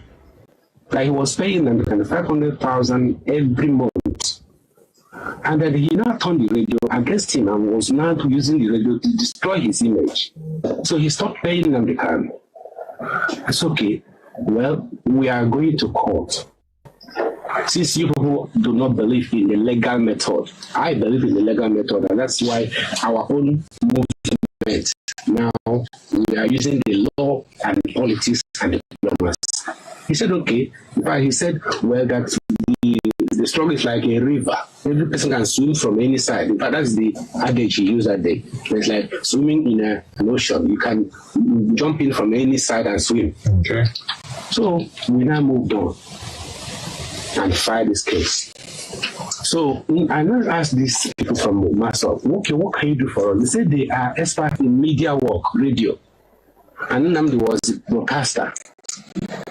Okay, I said, okay, so how do you broadcast? They said that before they used to have a radio station built by Wazike, a radio studio, built in London by Wazike. Wazike told me he built it. And later, when these people left him, they took the equipment, whatever happened. But now, as they were talking with me, they said they had only laptop. And at one day, they were no longer broadcasting in their studio, but they had a laptop. And they now were broadcasting on the internet. They record something and they post it. So, look, I don't know media work. Okay, you people can continue. They said all they needed was to be buying airtime, what they call airtime, that they need to pay for airtime and then they broadcast. So, well, I'm not a technical man. I don't know that. If that's what you can do, fine. Then I called the leader of IPOB, Honorable Justice Ezozobi. The leader of Indigenous People of Biafra. Okay, you founded it and then he... Okay, fine. That's a good question. Yeah. Even though I founded it, I didn't make myself the leader. Okay. I constituted the elders because before I founded it, I gathered the elders together. Honorable Justice Ezozobi, who was a former chief judge of Enugu State, Dr. Dozie Ikedife, who was also a former president general of Ohanes and Igbo, Colonel Achuzie, Joe Achuzie, you know him, Ered of Biafran Army. Then the bird Juku, myself, and some other elders, even Professor Swago, some other elders will consider them together. So, okay, you be the leader. You consider as Council of Elders of Indigenous People of Biafra. Council of Elders. I said, I cannot be the leader when these elders are here. Honorable Justice Ezozobu, retired Chief Judge of Enugu State. I cannot be ahead. I cannot lead when you are there. I said, I would rather be your advisor, legal advisor to the Council of Elders. That's how we started. So now, when Nnamdi Kanu and his group, the people from MASOB, said that's what they want to do, that's media work, I called the leaders, that's the Honorable Justice Zobu, Dr. Ikedife, and some others. I said, look at, we have got some young men from MASOB who have joined us. And Nnamdi will be the broadcaster. I said he's talented in broadcasting, media work. They said, okay, fine. If he will do it, let him take up the media work. That was how I now met Nnamdi Kanu, the director of Radio Biafra. Director of Radio Biafra. What year was this? I said this in 2012. 2012, okay. So now, you know why I made, each time I come to where they were broadcasting, they will be quarreling among themselves. In London? Yes, in London, in Imam Mezu's house. They were quarreling. I said, come on, this is your media team. Don't you have a structure? Who is the leader? Who is the broadcaster? Who is the secretary? Who is the chair? I said, they were always quarreling. Because this time they will invite me, sometimes they will invite me to see how they are broadcasting. And I will also broadcast, because it's a kind of internet. When you are talking, it still will be coming out. I don't know how they do it. And as planned, and the thing boosted our struggle. So we moved even to Germany. And in fact, we got to the point where Germany gave us a house they wanted us to use, a house left by Angola. We wanted to have a kind of mission, kind of diplomatic embassy, but it's going to be under customary international law. Under customary international law. We are a nation within a nation. We are a people within Nigeria. We are a nation within a nation. We are not sovereign. We are not sovereign. So we needed a place who can be gathering ourselves together. So that outing was good. It boosted us. Nandi was broadcasting very well. Everything was going very, very well. Until suddenly, after some time, he now started broadcasting on violent tone, and was, in fact, he said he had dissolved the Council of Elders. The Council of Elders? Yeah, oh my goodness. He had dissolved them, that he's not the leader and founder, that the elders are saboteurs. Our elders are saboteurs, threat on Hannes and Dushi. You know? So he now, I don't know what kind of... So do you think that if, with the pace that the IPOB was going as at that time, we're trying to get Biafra done, and the Australian government inviting the IPOB over to listen to them to get the documents and all that, it would have happened, the actualization of the dream of having Biafra recognized by, the West and, many other great nations would have happened, if not for the thing that you said, Nnamdi Kanu dissolving and, going against what was the outline for this group. Yeah, so if we had continued on that tempo, if we had continued, I believe that if Australian government had, backed us up, maybe Germany that was even willing to give us a house, but that was left by Angola, maybe they would have also come in. The British government would have also come in, even if they didn't give us outright independence, at least recognize us as a people within Nigeria. So because eventually when Nnamdi left, because these things led to his excommunication from IPOB, the original IPOB, the elders signed by Dr. Dozie Ikedife excommunicated him on 14th of May 2014. Nnamdi was excommunicated from IPOB. He now formed his own IPOB, which now became very popular because he had the radio, the laptop. It's not a physical building. Anywhere he is, he could broadcast. So he had the microphone, and he had the audience. And like the Bible says, it is the people you hear. My people hear my voice and they follow me. My sheep hear my voice and they follow me. The people, they're hearing his voice, the person they followed. So the elders now stayed back and started watching him. He said that this legal method is fraudulent. That how long will it take you to get Biafra through legal method? He doesn't believe in legal methodology. He doesn't believe in legal methodology. So he wanted it by fire and by force. By fire and force, however. Okay, fine. But our own is slow. And truly, our own is slow. It takes many years to go through the legal process. But slow and steady wins the race, though. Yes, of course. So we are now at the Court of Appeal, and we have now filed our memorandum in the National Assembly. We are the only Biafran group that presented our paper before constituted authority, the National Assembly, and the court and the judiciary. The only Biafran group that presented. You see, this struggle, you have to believe. I am the founder of IPOB. You need to know it. You can go on Google and type my name. Just type my name, Emeka.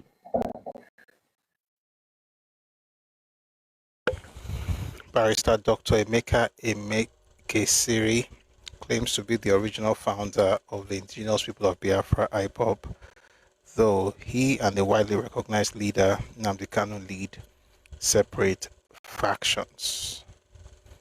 Emekesiri serves as the spokesman for the Supreme Court Council of Elders and the customary government of IPOB. There's a report from 2020 in the Vanguard newspaper where Emekesiri made some of this, made some interesting claims. And also in November 2020, the same Vanguard, it talked about how Kanu destroyed everything they built. Now, someone on YouTube, what's in, or maybe they missed, maybe the person miswrote.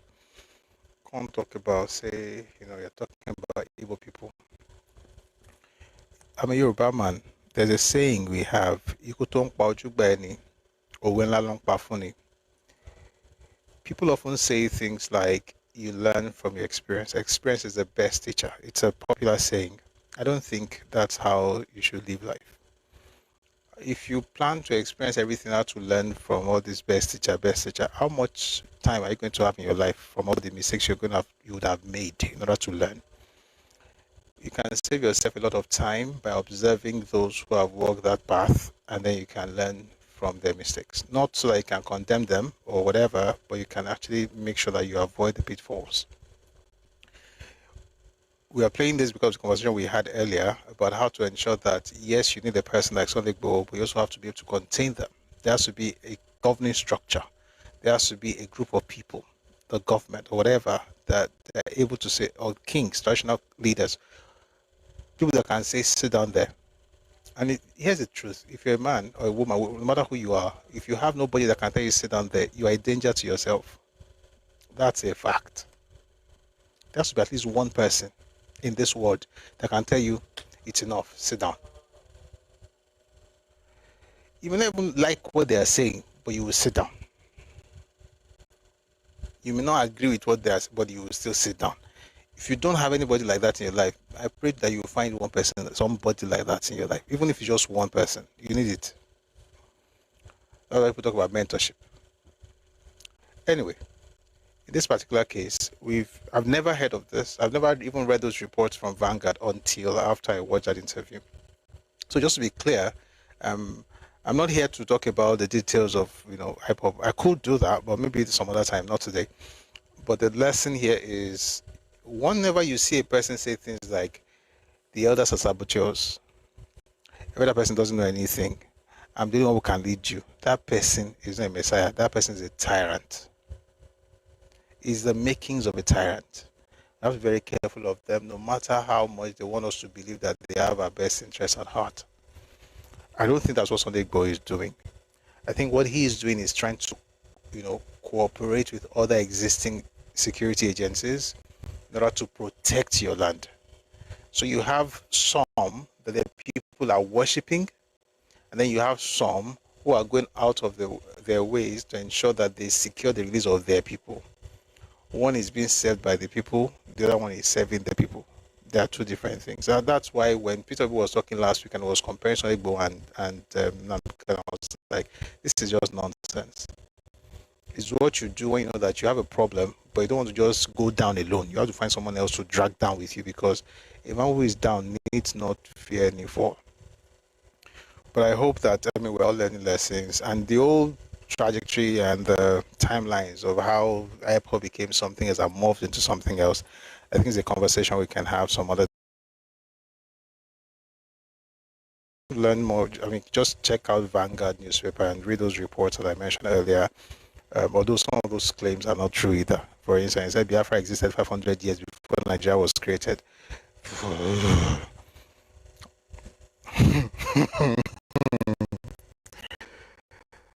Oh boy. I have the article here. I'm tempted to read it, but I don't want to go deep into it. We'll have that conversation some other time. If there was ever any Biafra, it had nothing to do with Nigeria. There's actually a particular place in the Senegambia region that was called Biafra or Biafada. It was not Nigeria. So we found it in the old Portuguese map, yes, but it wasn't talking about Igbo people. But again, my prayer for people from the south is that they will be able to actually find a way to get out of the conundrum they found themselves in. May God help everybody. let's move away from that and look at this news about the Obi of Onitsha. The Obi of Onitsha celebrated his birthday, but contrary to what every sane person would have expected, he decided to celebrate his birthday in Onitsha, in Lagos. When you push out that we all own this place, you can't spoil your home and be dragging other people's homes with them. How can a king travel to celebrate his birthday outside his domain? I don't understand. I want to find you, so I'm trying to look for that stuff. There's a particular video that they put out that I find really good. So let's start with something good. I think that's a good way to have conversation. Let's start with something good. So it was interviewed, the Obi of Onitsha was interviewed by The Sun, and he had this to say about this whole idea of, he was having Ezes in diaspora. When we come back, we'll now talk about the wisdom or lack thereof of people celebrating birthdays, as traditional rulers celebrating birthdays outside their domains, and they claim to be leading those domains. It's quite interesting. Meanwhile, this same person will be I'll come back. Let me say it. This same person will be telling you that they are from originally Ife. They are the original people in Ife. I mean, I watched I played the video here, and the original people in Ife, they own Ife, this and that. You can't even stay at home to celebrate your own birthday. May there be peace in Igboho, may there be peace in Nigeria, but let's just hear the good part first. Well, it's not the good part, just another thing before I talk about what I want to talk. More listen to the king talk about how they should structure their own region. Take a listen, please. Outside Igbo land, do you mean Igbo people outside Igbo land or non-Igbos outside Igbo land? Igbo people outside Igbo land. Yeah. I think the whole idea of SND Igbo is very unfortunate. Quote me on that. And it puts Igbo in a very bad light. Generally as people. One, you cannot go to somebody's homeland and create your own domain within somebody's homeland on a piece of land that you bought from them or you are renting from them, and call yourself, and you install yourself as Ezra. Ezra is given by people, not by somebody else. So when somebody in Akure says in Akure, David of Akure said the message, come and see here. He said he wouldn't go. That is the same class as a David of Akure. Of course, they took care of him. And before we say their government said, all those state government passed a law. Ibadan, Oyo State followed. Lagos followed. Okay. They're still going around doing it. They go to Ghana and cause problem for the people. One person says he's there as the people in Ghana. The Ghanaians now go after. And that's what's happening in South Africa. It's a guy who put himself as a there. That's caused this current wave of xenophobia. It's because of that. You don't only come to make money in our country. Many of you are illegal residents. They call themselves king. And South Africans take their kings very, very serious. So anyhow you look at it, and then you look at an Igbo.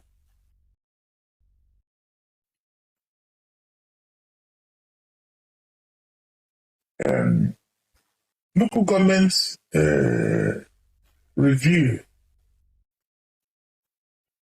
that was led by the then Isunupe, who was a top administrator in the federal government under the military regime. Most of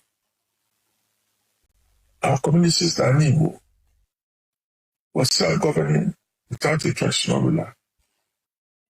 So where the old system of republicanism, where the elders of the community and the wise men get together and make collective decisions. So following that review, I said, so Abia State had Arochukwu as only established monarch in Abia State from historical times. Abia State today has all that, so on and so forth. Anambra State, we went from whatever the number was to 181, 180, and the Christian case said no more. Happy to be. You all agreed with that one. And all the successors agreed on that. If you didn't stop it, Anambra would have gone on and on. Igbo has about 800. How can you manage those effectively? And some of them, most of them can't even sustain themselves. And the government, how can the state government sustain 1,000 traditional rulers when other states, they are converging? Ijebu nation under the Awujale of Ijebu has about 8 or 10 local government areas under it. Okay. So these are the challenges we have. Now, that people need leadership wherever they are, that is fine. Onitsha has Onitsha Improvement Union in every major city. And that is focus, rallying point. So why can't you have Onitsha Improvement Union, Oka Improvement Union? Why must there be an president in the Oka, no president in whether you agree or you don't agree. So anyhow you look at it, it's wrong, and there's no basis for it except personal promotion, and it puts Igbo in a very bad light. Freedom of expression and all that, it's okay. But why do you use freedom of expression to denigrate your own community back home? You see this red hat? No Onitsha indigene will. I cite that because I think it's important to highlight, some good things from people that we talk about, and what he said about, the challenges that folks are having in different places, starting in other parts of Nigeria and even in South Africa, in Ghana, and other places. Usually stems from the fact that they just don't know when to stop or where to draw the line. And it's good to have one of the leaders, one of their own, speak on these matters. I hope that things get better. The real issue is cultural evolution, and people have to actually be honest with it. I've said it several times, there's no perfect culture, not even my own. Nobody is perfect. The issue is that some people evolve, some people are stagnated. If you're stagnated, you just be doing nonsense. You're not evolving, you're not moving with the times. You are going back to do things that people already moved away from. You're doing autonomous community in 2026. I don't want to compare with any other ethnic group, but it doesn't. Anyway, it's a cup of tea. I'm sure they'll be fine. Just that don't bring it into my space. That's my own. See, if you want to do autonomous community at home, that's okay. You have a right. But in my land, nope. It ain't gonna happen.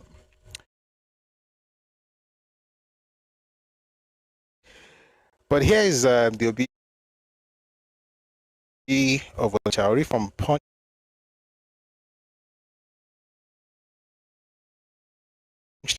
newspaper. Sanwo-Olu Obi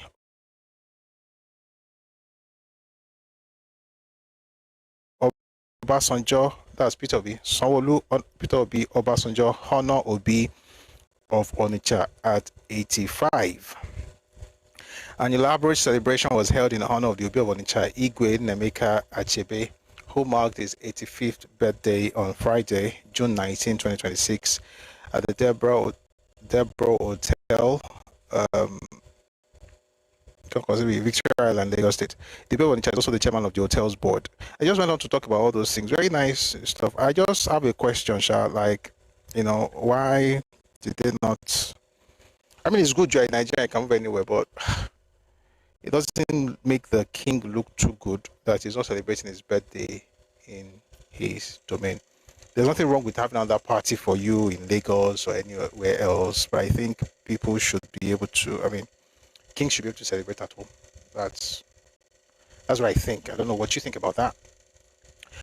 Now I'll have the final report and I'll bring people up, and this is what we're going to be doing for the next few days. Just talk, but we'll get into history to longer versions some other time. But let's quickly do this. There was this showdown on Twitter, and it was yesterday. But before I read it, let me just look at the comment section here. On TikTok, Ade says they want to form Lagos people as a new university. Covetousness one with them. So I saw that thing. People have been sending it to me.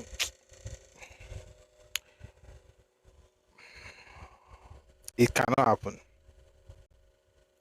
It cannot happen. It cannot happen.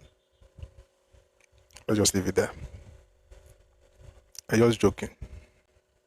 When I want to turn back, but it's not going to happen. Anyway, I don't know if you saw that short drama. I'll read some of the comments in a bit. I don't want to read this one more. Just this last short drama. I'll read some of the comments in a bit. I don't want to read this one more. Just this last news item. It's not really a news, it's just an exchange. It was between the Commissioner for Environment and Water Resources in Lagos State, Barrister Tokunbo, and GRV. It was on Twitter and it was beautiful to watch. I kind of like it. Let me try and go to this conversation. Okay, it was 2 days ago into yesterday, and then it got very, very loud yesterday. So here's what happened. Just in case you have not been in the loop. The governor of Lagos State, Governor Babajide Sanwo-Olu, put out a message on Twitter. It says here, "Dear Lagosians, I have directed an immediate scale-up of waste evacuation across Lagos following the recent build-up of refuse in some parts of our state. Loma, La Sepa, and the Ministry of Environment are currently working round the clock. We have deployed extra trucks and personnel to quit, and we will not stop until our city is completely clean again. Lagos generates over 13,000 tons of waste every single day. Managing this requires a massive effort, but our determination to fix the current challenge is absolute. As we continue this cleanup, I ask for your partnership. Please bag your waste properly and avoid dumping refuse in drainage channels or on the roads. We are fully on top of this situation. Let us work together to keep Lagos clean and safe for everyone." I would think that's something good from the governor. Now you can now talk to him about what they're actually trying to do and how they are doing that. You can measure the thing you're saying. Can we measure it when it comes? We always talk about smart plan. Is it measurable? When we look around, can we see improvement? That kind of conversation. Anyway, what's his name now? GRV had a different idea. 1 second. GRV had a different idea. And what he thought to do was to say a lot of interesting things, but I didn't really find the substance. But let me read to you what GRV said. Not everything, just a bit of it. "Your Excellency, unsurprisingly, this statement is an admission of failure, not a solution." Wait. I thought you said they're cleaning the place up, they're working around the clock. It's not a solution. Wow. "Lagosians do not need periodic emergency evacuations of mountains of refuse. Fair enough. What it needs is a functional waste management system that prevents waste from accumulating in the first place. Fair enough. For years, residents have endured overflowing dumps, uncollected refuse, blocked drainage channels, and worsening environmental conditions, despite billions of naira allocated to environmental management. The fact that you have now the fact that you now have to, quote, direct an immediate scale up, end of quote, after waste has already overwhelmed communities is an utter failure of leadership. Talk about bagging their waste, cities have done their own, Lagos cannot continue to operate reactive cleanup and so on and so forth. But it did not really tell us how it's going to happen or what the government should do differently. It's like the other gentleman who said he was going to give us 10,000 megawatts in 3 years or before years. Then they asked him how. I was like, don't ask me how. This is how it's supposed to be. Anyway, so he put out that message. And he has the right to say this, by the way. I mean, then he ended up by saying, again, Your Excellency, after 7 years in office, why is Lagos still battling a problem that should have been solved through competent planning, execution, and oversight? He has a point here. Let me just make it very clear. He does have a point. Lagos should not be going through all of these things but again, people will not stop coming. And here's the sad part. A couple of months ago, Lagos State government came up with a plan that every Saturday, once a month, there will be sanitation exercises, environmental sanitation exercise. Once a month. This same guy was the one who went and said it's not a solution. Everything we do, you say it's not a solution. Oh yeah, tell us solution now. I mean, everything they do, because I'm not government, everything the government says we should do. And the government has a lot of work to do. Again, there's nothing wrong with him criticizing the government. And I think we can have that balance, right? He can, I mean, he's a resident of Lagos. Lagos is not looking good and it's smelling and there is dirt everywhere. It's good for him to be able to speak up. But how come every time the government is trying to do something to fix it, the only thing you are saying is that solution is not a solution, but you don't have any other thing to suggest apart from just crying around the place? Anyway, after he put out that statement, I mean, he ended the statement by saying that, again, Your Excellency, after 7 years in office, why is Lagos still battling a problem that should have been solved through competent planning, execution, and oversight? I guess the answer is obvious. If he didn't day, he didn't day. Is it the kind of person that should be talking about he didn't day? Waiting day inside this day. It is well. So the Commissioner, Ministry of the Environment and Waste Resources, Lagos State, Honorable Tokunbo Wahab, then went ahead to respond to GRV.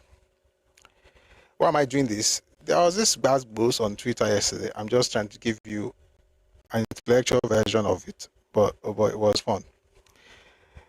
Oh boy, it was interesting. So this is what Tokunbo Wahab said. Dear Gbadebo at GRV Lagos, a lot of people are genuinely concerned about the waste situation in parts of Lagos, and that concern is understandable. Waste is not something you can talk around.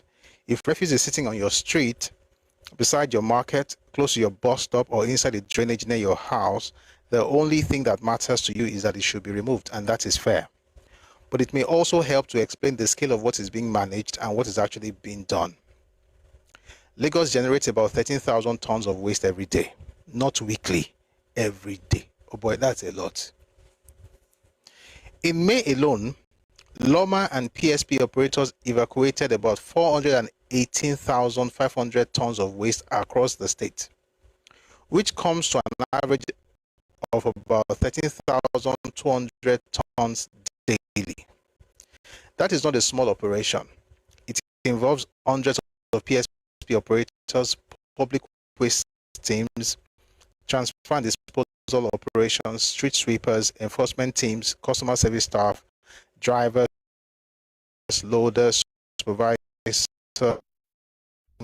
It's a very large and difficult city. Just to mention, during the 2026 Hajj, I'll tell you again,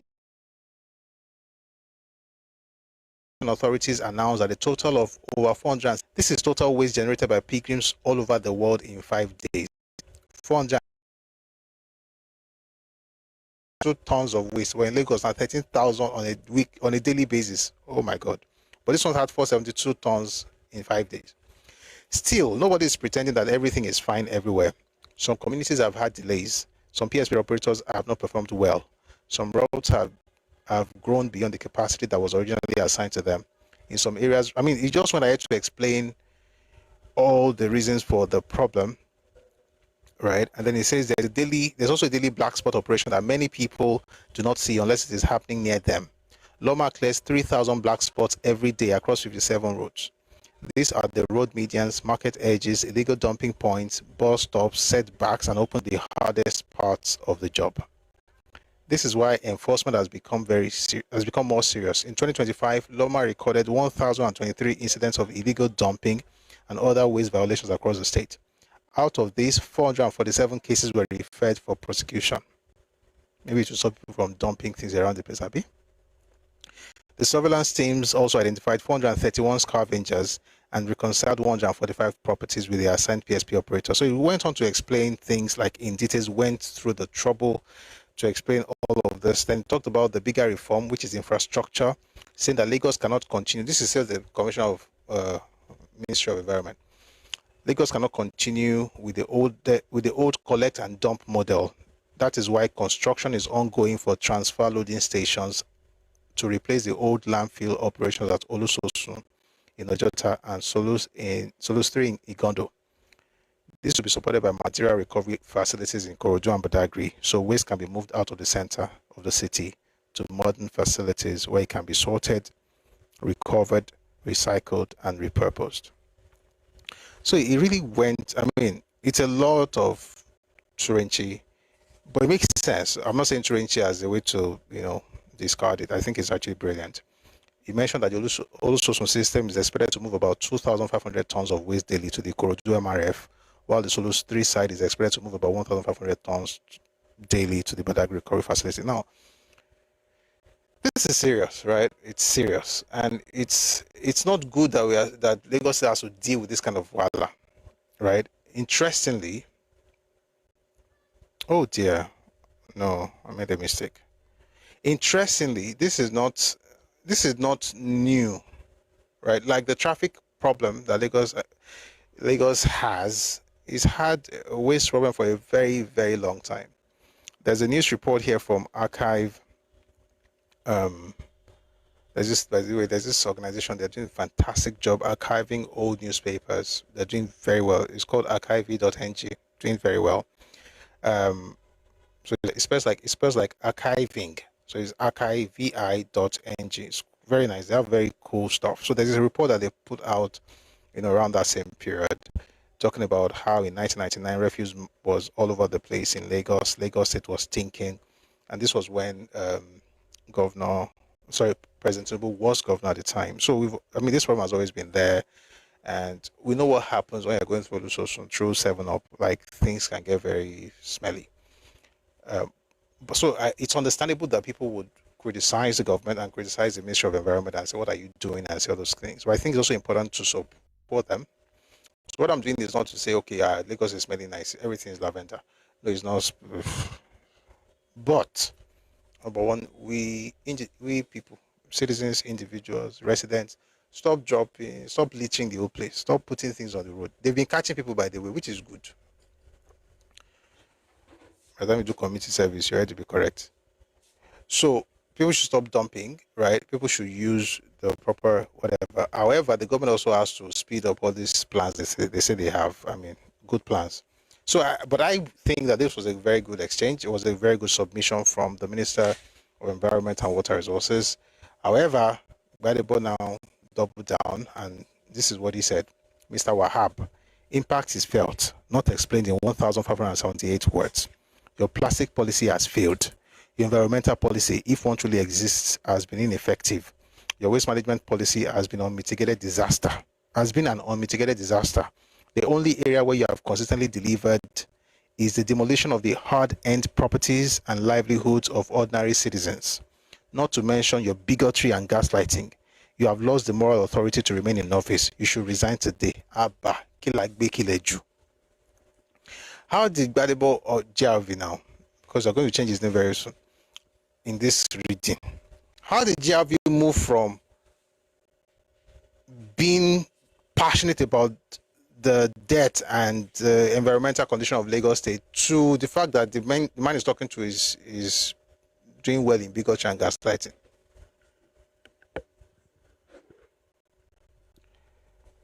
So the The commissioner now responded. Now said, "Dear Chinedu, now we were constant yesterday with this."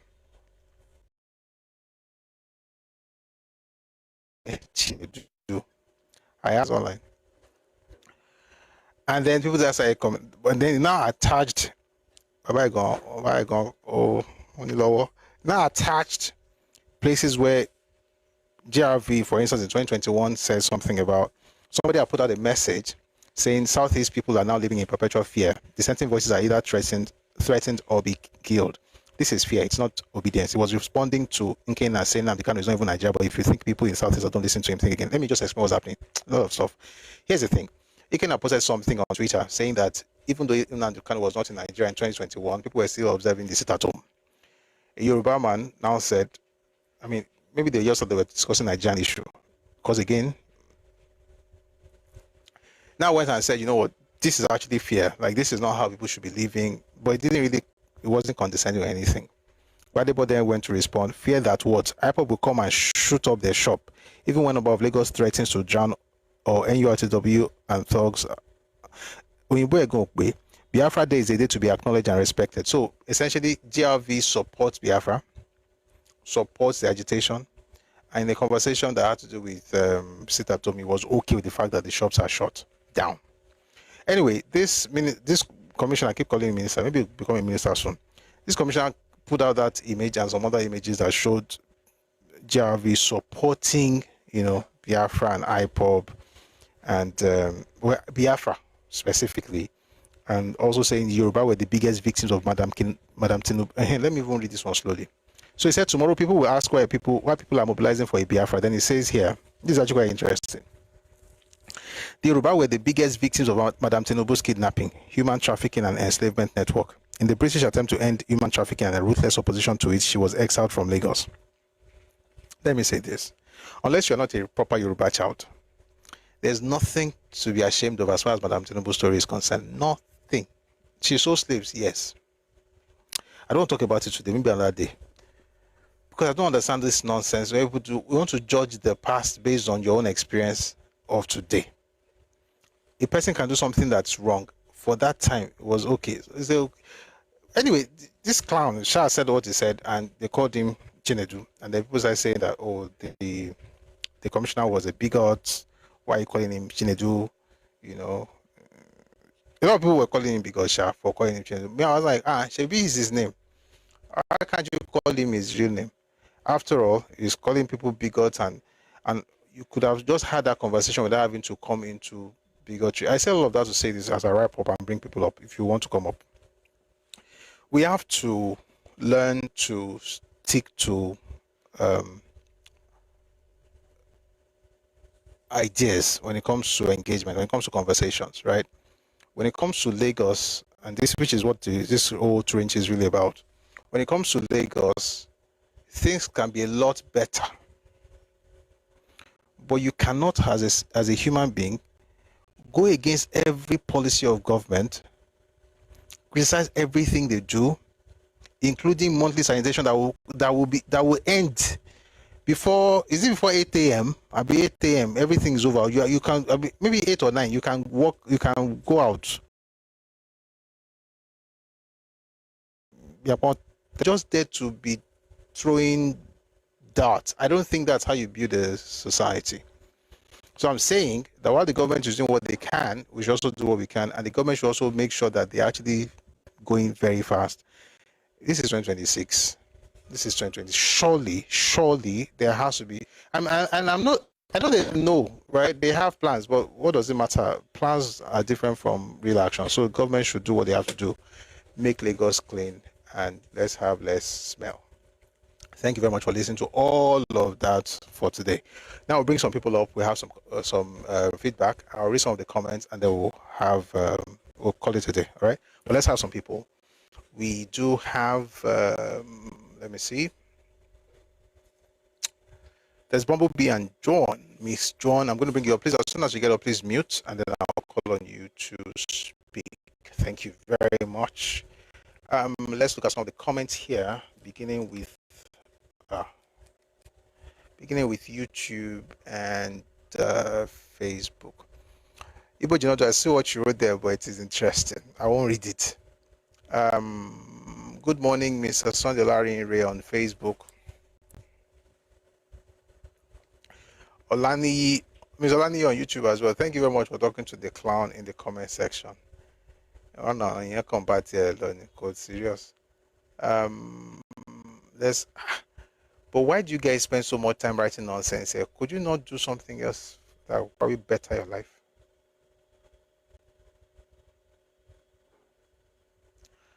This is becoming obsession at this moment, at this point too.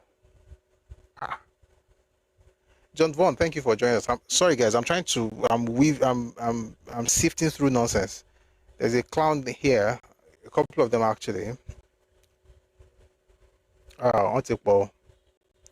I'm not going to read what you have to say because it's going to take me out of focus. So you guys enjoy. Oh, let's listen to the people here. Good evening, Bumblebee.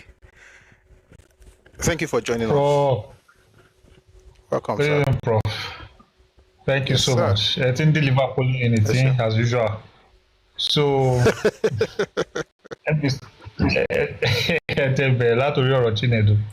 to be honest, whatever brainwashing that his mother has done to him is really bad, and his wife as well. Whatever brainwashing they've done to him, because this guy doesn't speak like a Yoruba person in whatever capacity. He does not, as far as I'm concerned, he is not a Yoruba person. He doesn't speak for us. He doesn't speak good of us. He doesn't defend our rights. He doesn't defend our interest. He doesn't have our interest at heart. So we cannot make the mistake of letting someone of that nature get there.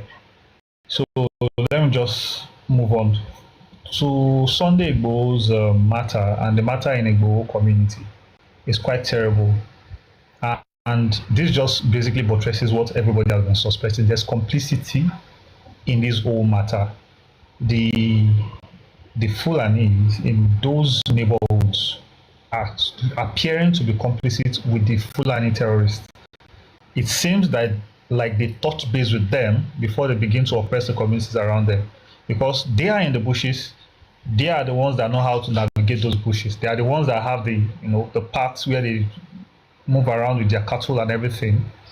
And it seems they're the ones helping the terrorist ones to navigate the place. I mean, when we saw the video of where they were searching their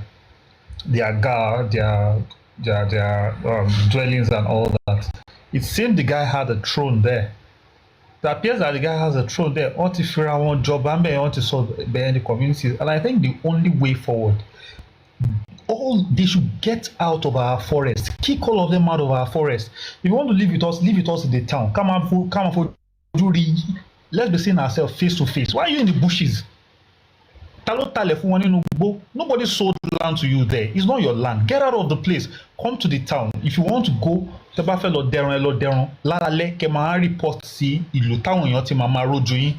they've displaced the farmers.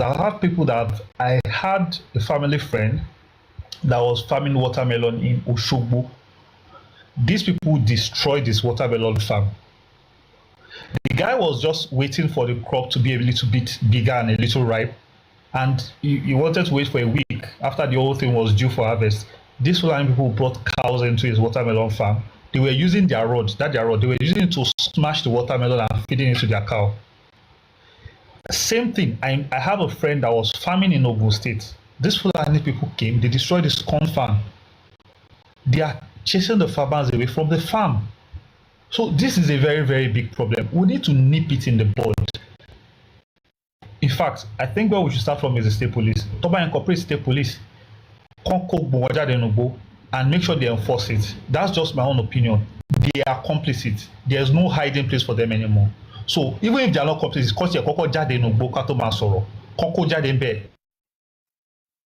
no more land for them inside the bushes. Thank you very much, Prof. Thank you, sir. That's a very, very beautiful an older, it's not a colleague, he's a thought leader. What a conversation today. The things there are things that you hear, you have to be like, Nigeria, no. the communities that are being created in our forests. Bumblebee was right. And the government cannot say they don't know. We got talking about, the kind of stuff we discuss on social media. And I say it often, and it's true. People say things like, why don't you talk about Fulani? Why don't you talk about Fulani? And I've said it several times. It's because the Fulani problem is different from the Igbo problem. And I talk about every problem, okay? But you see, I always talk about solutions. When it comes to Fulani or banditry, let me just say banditry, so it doesn't look like I'm talking about the ethnicity just yet. There's the part of the ethnicity I'm coming. When it comes to this whole banditry thing, it's a conversation that has to do with strategy, and it's something that only government can actually get involved in. There's nothing you as an individual can do. My message would only be to the government. When it comes to, so why are you always talking about Igbo? Why are you always talking about Igbo? It's not because I want to talk about the people. It's because there's a narrative that's going on. Their own strategy is psy-op. It's psychological operation. The idea basically is that they say certain things, it's propaganda driven. It's narrative driven. And you counter narrative with narrative until it gets too much, which is what happened in the North in 1966. It was narrative for narrative until the owners of the land said, you know what, we're going to have to go violent. And they went violent. And it's terrible. But it usually happens. It's the story of the world, of story of humanity. If you don't know your place, people will put you in your place. But at least it's better to just have these conversations, right? You push back because you also understand the goal. The goal is to, like Papa said in his autobiography, is to corrode. And this was what Zik was doing back in the 1930s. And that's why I said, whenever I hear people say things like, how did we get here? I'm like, do you think it's new? Papa said his goal was to corrode the self-respect of Yoruba people until they begin to look at themselves and begin to look down on themselves and begin to exalt the people that they consider to be better. Meanwhile, those people are not even better than them. Which is what you see with the video we played earlier with Isaac Fayoshe talking about, see this other group. How do you do that to yourself? Because you already think you are small. So that the reason we had that conversation, especially with things that have to do with Southeast, is because their weapon is propaganda, and you have to provide a counter narrative so that you don't have what. Interestingly, Chimamanda was one who talked about the danger of a single story. A TED speech, a TED talk, danger of a single story. It's important to counter such single stories, such narratives, because they then spread and become the only thing that people believe. And then you have young Yoruba people essentially just dropping their rights for people, for others, because they think that they owe them or their fathers owe them something. Yoruba people do not owe anybody anything. My fathers owe nobody nothing. I owe nobody nothing but respect and love. After that, nothing else. If you like, cry. That's your business. However, when it comes to the Fulani, it's not a narrative issue. They do more like action, right? They will plan. They will strategize. They will put out narratives like the one that we responded to the other day from Governor Bala Mohammed. You can't say Fulani can move anywhere. However, the real issue is a government problem. It's like government, they are the ones that can solve it. And interestingly, folks like Sunday Igboho, and that's why I said that when it comes to matters like that, you don't say that those people don't know what they are doing. You're just speaking English. They have their place. There are things they can do. You cannot do. If you like, I have degrees like a thermometer. You can't do it. This English we are speaking and the shirt we are wearing will never allow us to carry go and enter a bush. If people want to do it, let them just support them. And their approach, and it's not even going to fight anybody. It's just that you have to be able to draw the line beyond, rhetoric. You say, this is how this thing works in my land. And that's what Sunday goes in. And I think it's very important. But like I said earlier as well, it's important to also ensure that there is oversight so it doesn't go overboard. You should have, checks and balances so that it doesn't become a law to himself, But it's important to understand why we do the things we do and why we say the things that we say. And if you've ever sent me messages, people do it a lot. I don't know why. Even Yoruba people. And why are you not talking about a Fulani? It's Fulani that's the problem. It's Fulani that's the problem. It's as if you are talking about one thing, like if you have two problems now, only one thing you must focus on. People think in binaries. It's amazing. The world is so complex. Life is so complex to think that it's either this or that. It can be this and that. And you cannot grow like that. You have to understand how to move on different. I mean, it's not everything you have to now come and say. The things that man told me today, I cannot say online because they are conversations that are not meant for public consumption. So I want to make a point. I want to talk because I have information. Because there are some things you're going to say. Not even from the people, not even from Fulani, but there are certain things that people will tell you because of a privilege. So what you do with that information is, as soon as you enter some doors, you get into some rooms, you now use that information to talk to those people to do something about it. But on social media, nobody can do anything about what's happening in those spaces. But you get those information so you can talk to people that really can, and by the grace of God, we get to talk to them sometimes. So, but I'm sure you get the point. So I just said that to quickly answer that because a lot of people ask that question. Why are you always talking about? I don't talk about ethnicities. I usually respond for the most part. I'm responding to nonsensical claims, and I think we've got to make sure that we don't let such claims fly. Having said that, let's go to the next speaker. We have two more, and then we'll call it a day. Miss John, good evening, ma'am. They will kick them out. I strongly believe. And why Timoshe Sobenipe? Some years back,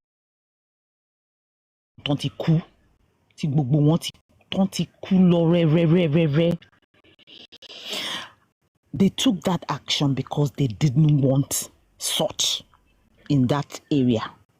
So I believe Toma really determined it will happen. It will stop them. And another thing, Sherry, there's a particular space around the vicinity between Mwambini, Opik. I stay around Opik, Opik Kara, along the expressway. There's a particular spot beside an estate called Sparklight Estate near Express Road here. That was the space Reinhard Bonke lo fun crusade about 8 years ago. There was Long Bridge.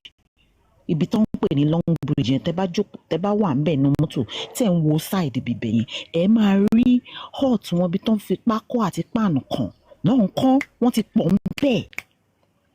Wọ́n tó bẹ́ẹ̀ yẹn tẹ́lẹ̀ bọ̀ ńsìn wọ́n ti pọ̀ ńbẹ̀. Mo dẹ̀ wá sure pé àwọn government officials máa rí wọn. And I'm very, very sure pé wọ́n lè máa kidnap àwọn èèyàn kan máa gbé wọn lọ síbẹ̀. I'm very sure. I'm very sure. Mama ṣe. Wọ́n dẹ̀ ti ń pọ̀ ńbẹ̀ yẹn. Wọ́n ti ń build the hut wọn. Wọ́n ti ń build ilé wọn.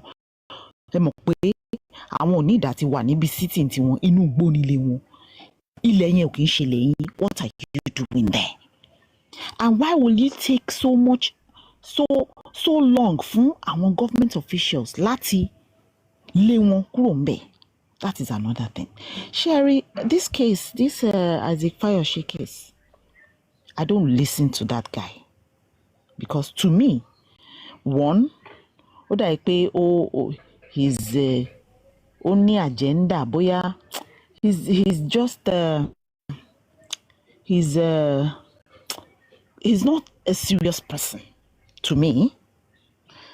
Or maybe he just always wants, maybe that's what he wants. But Emi ò bí wípé ó wà in his right senses tó fi máa sọ àwọn nǹkan míì tó ń sọ, because it's extremely annoying. Another one, Lagos cleaning. Sherry, we all have to do láti each and every one of us. Ó yẹ kí change yẹn ti wá. You will see some other people. Thomas Shenlo, pure water, bottled drinks, orí ojú títì no ma jù sí. Ó bá roll láti ojú títì ó máa roll sí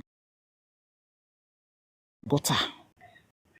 Government kọ́ ló ṣe now. government kan ló ń dọ̀tí títí kiri. This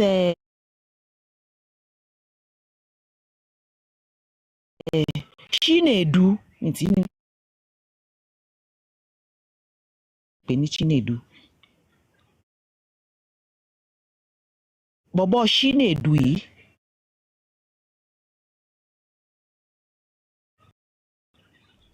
mi ìròbó lọ́pọlọ.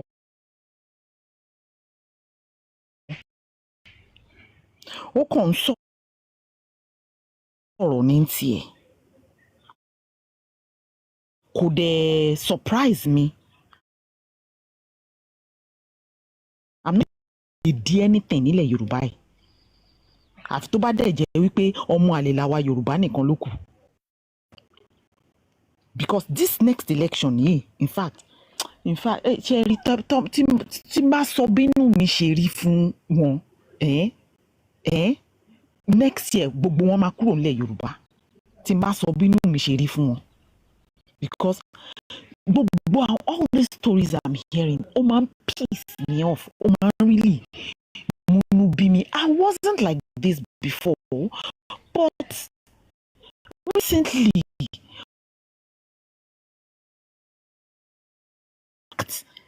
things they do, like one I have a neighbor. Oh man, so you this you know say na so una dey do, na so una dey do. Oh man, so kini here every time. Oh dijọ́ kan ni mo gbà mọ́ lẹ́nu. Mo ní, what are you saying na so una dey do? Mo ṣe bẹ̀rẹ̀ sí ní educate. Mo bẹ̀rẹ̀ sí ní sọ oríṣiríṣi gbogbo bí wọ́n ṣe gbogbo during the war, gbogbo bó ṣe padà dé, gbogbo bó ṣe accept wọn padà. Everything ni mo sọ. Ọlọ́run ló ní kí n máa wá sí lecture mi by every time ni mo fi lẹ́nu ọ̀rọ̀ dáadáa. But all this, we really need to have a rethink. And I don't know, I really want this man, Sunday Igboho, I really want them to bring him back into this. Because we need men like him. We need men like him. Honestly, we really do need men like him.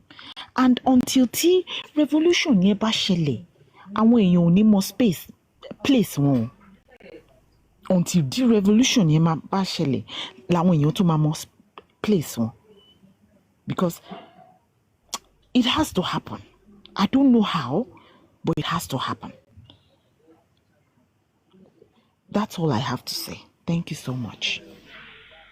Thank you very much, Madam Joan. That was an interesting submission, and I'm glad that you're able to talk about it with your neighbor, because again, yeah, we have conversations online, but at the end of the day, the goal is to educate ourselves, to enlighten ourselves, and so we know exactly what's going on, and we're able to have better relationships with people. We don't have to hate anybody, but we can set the record straight. So it's beyond just talking on social media. People just don't get to talk to you out there and say things like, oh, see what your people did to me, and you're like, oh, okay, Oma. It's important to also speak back and explain exactly what's happening, not trying to do propaganda for propaganda, just setting the record straight. So I'm very glad that Madam Joan is doing that. Before we go to the next speaker, let me quickly announce that we are working on moving our conversation. I mean, we're still going to be having our conversations online, but we want to do more than just have online conversations. We want to have physical events, and we want to start doing that by September of this year. And the idea is to go from campus to campus, city to city, and the idea is called 2 Summit with Busioris. So 2 Summit is TOO. I think I should probably put a picture up so that you have an idea what it looks like. Or maybe tomorrow I'm going to show you, right? Because the one we have right now is landscape, so you'll be able to see a portrait tomorrow. The idea basically is, so 2, TOO, it means tribes of Oduduwa. Just talking about people who have come out of Oduduwa, so Yoruba people essentially. And the idea is to, have these conversations, but in physical spaces. We'll teach, we'll listen to music, we'll have poetry and all kinds of fun games and stuff. Then we'll have Redomi Republic. If you remember, Redomi Republic is that game show where people get to answer questions that have to do with history, Yoruba culture, Nigerian history, Nigerian politics, and so on and so forth. They get to answer questions and win prizes. So we're doing from school to school, from town to town, and city to city. Again, focusing on the Southwest, and eventually we'll do Yoruba communities outside the Southwest, most likely outside the country. So we have some categories that I want you to be part of. We have the volunteers. If you want to volunteer, perhaps you want to help with the sound or venue or whatever, or you want to be a partner or a giver, or donor. Those are people who support what we're doing. We have categories for that as well. And then we have hosts. So if you want to host us in the city or host us in the place, maybe you have a venue there, or you have somewhere you want to that you can take us to, that you can host us in. And then of course we have the sponsors. So there are three forms. So the volunteer, the givers or donors, and the hosts. We have those forms right now on Redomi Global on Telegram. We have a Telegram channel called Redomi Global. Redomi is spelled REDOMI Global. So just type it in your browser, your URL, just type the URL in your browser, t.me/Redomi Global. Once you get there, you see the three forms. You even see the two summit design. We're going to have the portrait here tomorrow. But the idea basically is that you can just click on any of the forms, whichever one you're interested in. If you want to volunteer, or you want to host, or you want to give, just click on any of the links, and then it takes you to a Google form. You can just click on that, and then we'll be able to reach out. We'll get in touch with you.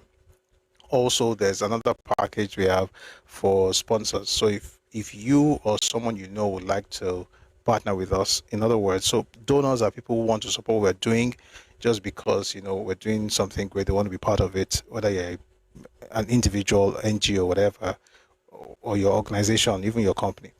But sponsors are people who have a product to showcase, right? So you want to maybe use a platform or use our videos. And I'll talk more about this later, but there'll be other conversations to explain in depth.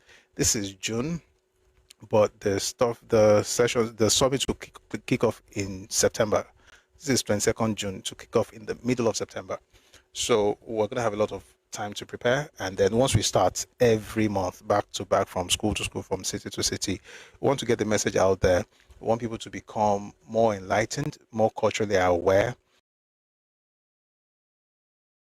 It makes you even collaborate with honor, like most of us are doing at the moment. So 2 summits will be starting in September, and we need all the help we can get, we need all the support we can get. And I know we've been having great time, great sessions here for years, and we have millions of views now. It's quite interesting across different platforms, YouTube, Facebook, TikTok, thousands of followers, and it's beautiful. But like I always say, it's great to have these things online, but we can also, find a way to get to the grassroots, all right, educate ourselves, and also do it in a fun way where people can play games and win money, okay? But that money is going to come from some bonus and all that. So please go to Redomi Global on Telegram, and once you join, you can just join the channel. Once you join, you find the link.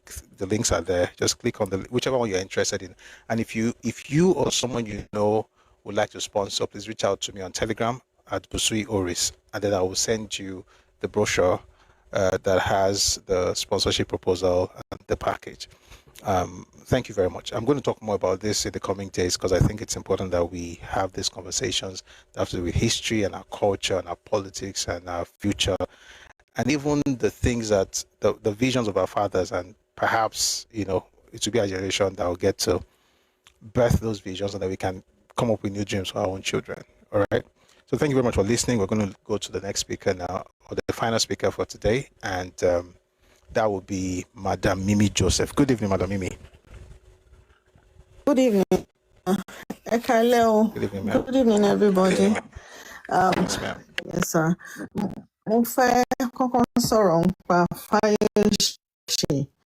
That guy is one of those Yoruba bots on a larger scale. He made money from his brother as governor of Ekiti State. Then he started pretending. Taxi being in London. Kí bẹ́gbọ́n ẹ̀ tó di governor. Opawo the wrong way, then he wants to differentiate himself and ingratiate himself to Igbos as if he's clean, just like Obi is doing, to rewrite their stories. It needs to be taken seriously because charlatans BTA, lawon command a lie. That's a lie. He was bragging the other day that he has 11 million pounds in his account. How did he get it? Odd jobs, don't in London. I want to Moambe. Koto Kid Fayoshe told the governor. That's an aside because the language he was using for his people is despicable. What I wanted to talk about really is that Niger Delta people, nítorí pé wọ́n ní ọmọ tó bá ń ṣe ìjọ̀ngbọ̀n gbà mí máa ń rí attention òbí ẹ̀. When Niger Delta people were fighting environmental degradation to the point where they lost the Ogoni 9 during Abacha's regime, by the time they came back, most good jobs in Nigeria, Tobaja Oil Company, were reserved for them. A lot of benefits accrue to people from Niger Delta just by virtue of being born in Niger Delta. There is no record of many people to long by letter from any ile pe awon je indige in Niger Delta to ribe. Even when I graduated in the 80s, to Banwash and Chevron, no matter how brilliant you are, if you're not from Niger Delta, you don't have an advantage to get any job in Shell, Chevron, and the rest of them. What is the benefit of being born a Yoruba? That this governor, because we are a majority tribe, the second largest tribe ethnicity in Nigeria, there's tendency for us to think I need it. See benefit of being a child. Niarata, omo odo mama ro pe mo le be compete nínú ilé bàbá. Every child knows that they have a special place in their parents' lives, that they have a first offer. Even if it's as simple as your child can enter your bedroom anyhow, and the child that is living with you has to knock. There is a difference. Kini won reserve fún indigenes to je omo Yoruba.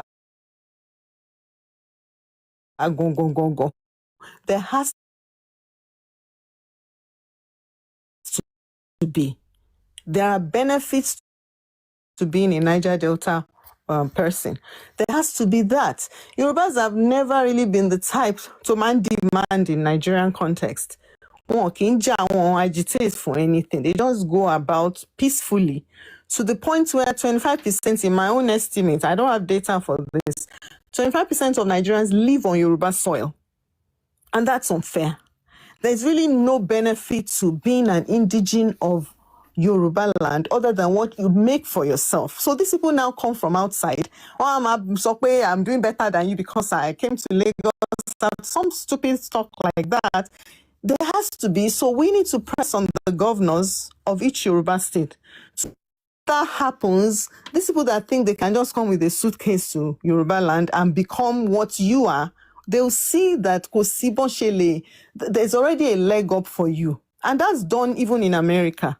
So they shouldn't tell us that anywhere. No, America is merit-driven, but it's not merit-driven. If you know, you know, Laurent. So like you always told people, white Anglo-Saxon Protestants, Lonely America, that is still the same, regardless of what they may pretend that are indigenous. For instance, if you show that you were born in a particular place in Ekiti, or your parents were, there should be something. The reason I also said this was I read some things on Twitter, because I wasn't active on Twitter until I started coming for your sessions. And then I saw that there's a woman called Professor Chinwe in Osun State that is said to have the ears and whatever of Adeleke. That she, to the point where she actually is the power broker, that she dictates what happens in Osun State. Or Motonje Chinwe dictates New Ile Osun. That is an abomination. So people should begin to get involved in local politics. So here, there was a time that Trump Congress people, one bear regions, you could see it on TV. People were angrily demanding things from them. So we need to get to that point where Chinwe can never dictate to Ebolu or Ebola in Osun State. That is an aberration. It won't happen in America. So they should stop telling anybody about sinner climb. There's nothing sane about any climb. Secondly, immigration has become difficult in today's world. Irish people are protesting against immigrants. South Africans are expelling, black immigrants. All over the world, everybody need to develop ìlú wọn. Because it is getting to a point now where as the global economy is receding, people are going to focus more on where they've come from and how they can survive there. So àwọn ọmọ Ìgbò tó máa ń wà lórí kìíní tí wọn ò ní tìjú wípé wọ́n ń gbé ìtajú ilé lọ. Somebody needs to be telling them the home truth because they don't get it, they're tone deaf. And I like what you do because I told my husband, this has really helped me share history. So even the little history that some people knew, I mean, I only did up to Form 3, knew more a lot of these things. And I always wonder why our parents did not do more than Mafe Igbo. That's all my own parents told me. Nothing more than that. And I have told my grown-up children, because one knew. Not because of anything, but because one knew. Those are the things I'm saying. As to Gbadebo, Chinedu, whatever he calls himself, that guy is a self-loathing Yoruba. We have a man called Clarence Thomas in U.S. Supreme Court. Ó kórìíra rẹ̀ nítorí ó fóyìnbó. Ó kórìíra àwọn èèyàn tiẹ̀ nítorí wípé ó fóyìnbó. Bí ọmọ àlè. Ó tiẹ̀ ju ọmọ àlè. It's a step ahead of ọmọ àlè. Because Gbadebo seems to hate himself and his father's people.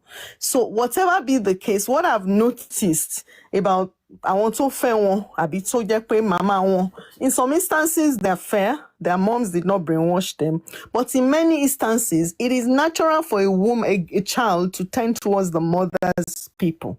Most children are close to their maternal relatives than their paternal ones. So this thing, ton solo retweet pé wọ́n ní Yorùbá tí wọ́n bá lè trust, ipe ó máa implement, wọ́n jẹ́ Yorùbá, wọn ò gbọ́dọ̀ jẹ́ kó hold offices, and that's very important. So my thing is, Fayose is a thief, is a liar. Moti calls it several times. Holier than thou. I've written him, I've DM'd him that he's a thief. He should stop pretending not to be one to get applause of Igbo people. So that's my own. There should be benefits to being Yoruba. Thank you. Thank you very much. Thank you very much, Madam Mimi. Great to have you share your thoughts. And I'm glad you came up. Please click on the link. Please go on Telegram.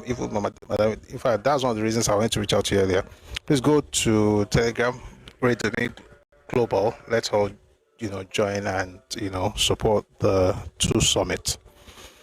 While she was speaking, she mentioned that GRV is somebody who probably hates his father's, his Yoruba identity. And someone wrote in the comment section, I think you've written it again, please don't do this. And I say this to Yoruba people. This thing that you do, that some of us do, when you are done fighting those you don't like, you do it to others within Yoruba people. Saro people are Yoruba people. When you say things like, he's not Yoruba, he is Saro, what do you mean?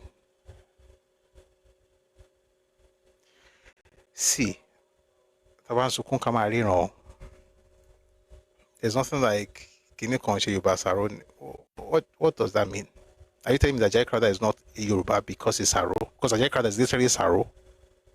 Is Erika not Saro? Modulak Baby was not Saro. So you find a person who is misbehaving. Let's say the person is Ekiti. Does that mean that Ekiti are not Yoruba? So GRV is doing something wrong. Why can't you just talk about what GRV is doing? And interestingly, if we want to talk about political Kenya and what Saro people have done as far as politics is concerned and how it has been a bit injurious in some instances, we can talk about that. But this thing where, let's be careful. That's why I always say, like, we've got to do this from a place of love for Yoruba people, not hate for others. Because when you hate, you go from hate from one group, they hate for other groups within Yoruba people. I don't think that's, it's not even I don't think, that is not the way to run the society, to build a society. So once they're doing Saro now, Edwin was a returnee as well. A lot of people returned. Some have been a blessing to us. Where would you have been today without Jai Crowder? And it's beyond just, Father is translated Bible. You translate your dictionary. It was instrumental in educating many of our people. Like, we have to be very careful. Are we going to say, for instance, Olufumi and some Kuti is not Yoruba because the father, they were Saro. Or that even Fela himself is not Yoruba because they have Saro. Now, there are certain things we can talk about. And this is the thing. Once you have, if you want to have a conversation about ideas, we can discuss it. And I can tell you what Saro people have done that wasn't very cool. But again, it's part of history. There are also certain things that certain people, when we talk about Magbowo, for instance, we talk about Ijebu and Ibadan. All right, when we talk about Saro and politics in Lagos, there are some certain things that they did that they should have done. And some of those things are what GRV does, but it doesn't change the ethnicity of most of them. Now, it is true that there are some Saro that are not Yoruba. There are some people that basically mixed multitude. They just entered the park and became like one of us, but they're not really. But that's not to say that the generality of the people that are now Saro are not Yoruba. People like Folashade Thomas. The Thomas is not from. He's not from Ghana. Yeah, originally they are Oyo, but they are Eko. The issue is a bit complex. Let's just be careful not to reduce conversations to because GRV is messing, and he's messing up. You're right, but because GRV is messing up, then he's not Yoruba and he's Saro. So Saros are not Yoruba. No, it's not true. They are Yoruba. Please, and I hope you get the point. This is not. I'm not angry. I'm not fighting. I just think that we should not. America balejetory, I hope you understand. Thank you very much for your understanding. We've come to the end of today's session. So we're doing something like this for a bit, and I think this might help, for people who say that people have been complaining I don't come on camera. And I want to, but here's the problem. Every time I do, I want to also edit and make videos. And when I make videos, then it takes me a lot of time, and then it takes it. So, but if we keep it short like this, then we can quickly get it done. Akoko, thank you very much for your understanding. I really appreciate it. I like the way you responded. Thank you. But if somebody is doing something bad, it doesn't mean that you now say, because it's Yoruba, we won't talk about it. Or no, we'll talk about it. The GRV is messing up big time. And it's been messing up from everything. But let me recommend it. We'll talk about it. We should have a session. Some sessions are probably just come. We'll have no news. We'll just go straight to topic, and then we'll keep it short. If we can do that, I will love it. We should do a session on Saro in Lagos politics. I think it should be interesting. We'll read a book. The Educated Elite in Nigerian Society by The Educated Elite in Nigerian Society by E. Ayondele. I think it will help us understand the Saro mindset. And to be honest, Emitimo support one is Tabaka way, the man like in Kotima so. But Jerry, too much go one show you, but let me let me just say this before we go. They were very confused because they didn't know where this is what some people call them. They were white men in black man's skin. Sorry, white men in black skin. They thought they were higher. They used to do all this classism. Some of them, not all. But after the cultural nationalism that started in the late 19th century, a lot of them then began to turn things around and say, you know what, we are Yoruba. And some of them were returnees from Brazil, like the Alakijas, went back to the older name, the Alakija. You have people like Mojolak Baby, who were actually Saro, saying, you know what, I'm going back to talking about Yoruba. They're also Saro, you get. But there are other ones, so we'll talk about them when we have that session. I want to thank everybody for being part of today's session. Bumblebee, me more. For Larry, said that guy was brutally honest in that book. He was. He was. Jesus is Lord, man. Daily, perhaps because it was an. By the way, we are done. I'm just saying something. Perhaps because it was an academic environment, so he was a lecturer in Jos, which was a satellite campus of University of Ibadan at the time. And then that book, actually, the book, The Educated Elite in Nigerian Society, was originally his inaugural speech. I think it was in UI at the time. I think maybe the environment allowed for that kind of honesty. He threw some shots on darts at Papa. But I thought about it, I was like, you know what? Someone told me that, if you read that book, this was years ago, if you read that book, what does it about? What does I was like, okay. I mean, I don't like people tasking out. But when I read that, I was like, you know what? He had a point. And Agbatoji Sikoto, Oko Awara Tombo Leyon Ko Ologbon. So Bumblebee says Oreos black on the outside but white on. Yes, I now understand the Oreos allusion you were making. Yes. So they were very interesting characters, the Saro at the time. They will wear, they wear coattails, they wear coat gaga with ties. They'll go for soirees, they'll go for afternoon tea. They want to be British so bad. And to be fair, though, they were also British subjects. So they had, but there's a lot to also learn from them. So it's that balance. We're going to get there, Akbar along. All right. Thank you so much for being part of today's session, and thank you for your support. I want to thank everybody who gave gifts. We don't usually stop to acknowledge it, but I see many of the gifts. Martin Sorobe, let's acknowledge every gift. But I appreciate your support. I appreciate your generosity. Thank you very much for showing up and for all the roses and all the coins and all the gifts, all the heart me's on TikTok. Thank you very much. And for those of us on YouTube, thank you also for being here. Thank you for your gift as well. And everybody, thank you for being here. Thank you for engaging, for tapping, for liking the live, for subscribing, for commenting, right? All these things mean a lot. Please support what we're doing. Subscribe to our channel, watch the videos, learn from it, share with others, share the video, but beyond that, also share the ideas, right? Like talk about it, have conversations, which of course is the reason we are having 2 summits going forward from September. I want to have conversations, right? I want to start in intellectual environment, right? But also want to make intellectual conversation sexy. I want to make it accessible, right? So there's music, there's fun, there's game. And if you were here when we're doing Redomi Global, so Redomi Republic here, you can attest to how cool, it can be very high octane event, or session.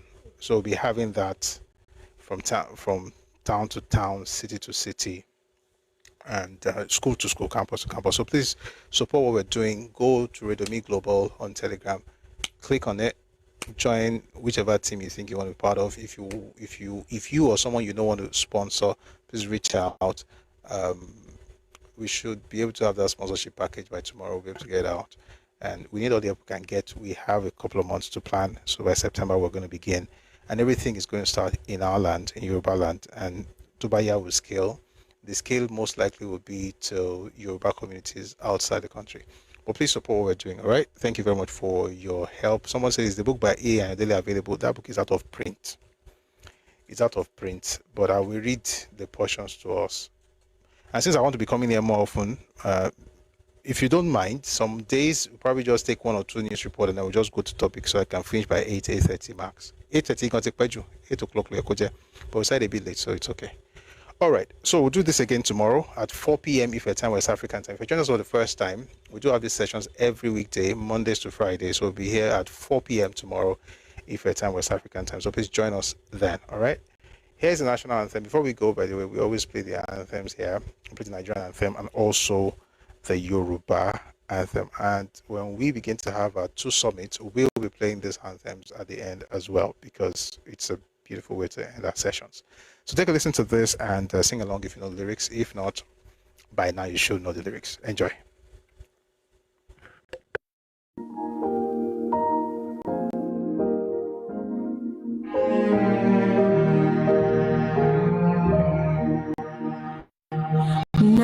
Nigeria, we hail thee, our own dear native land. The tribe and tongue may differ in broad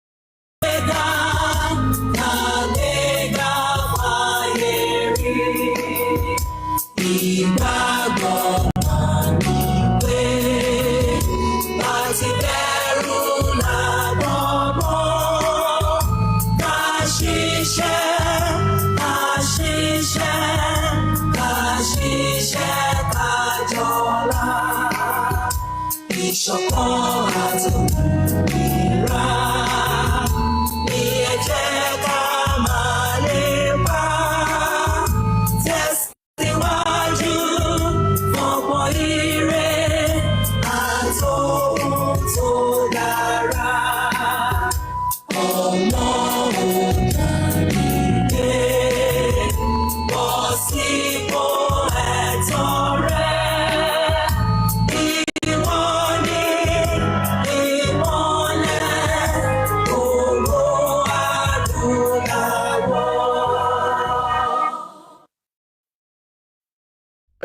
Àwa ni ìmọ́lẹ̀ ògo adúláwọ̀, ìmọ́lẹ̀ wo ni wọ́n kù lágbára Ọlọ́run. Ilẹ̀ Yorùbá ò ní bàjẹ́, Nàìjíríà náà ò ní bàjẹ́, ilé ìwọ náà ò ní dàrú. Nǹkan tó bá dáwọ́lé a máa yọrí sí rere ní lágbára Ọlọ́run. Ọlọ́run á ràn gbọ́ wa lọ́wọ́, a máa délẹ̀ lérí. Nǹkan tó jẹ́ èròǹgbà ọkàn wa, Ọlọ́run á jẹ́ kó wá sí ìmúṣẹ. Ọlọ́run á jẹ́ kí ilẹ̀ Nàìjíríà náà kó tún gbèrú sí. May God bless you, may God bless Yoruba land, may God bless Nigeria and every part of this country, and may we make progress in all that we do. Lágbára Ọlọ́run. Thank you very much for being part of this session. And Akoko, Domido Akoko, I really do appreciate you. Thank you. Thank you. All right. Somebody asked a question on YouTube. I don't know if you're still here. John Vaughn, are you still here? Sorry, it's on Facebook. If you're still here, just say yes. I'll probably just answer in 1 minute. We can't go deep into it. Maybe another day we'll go deep. John Vaughn, are you here?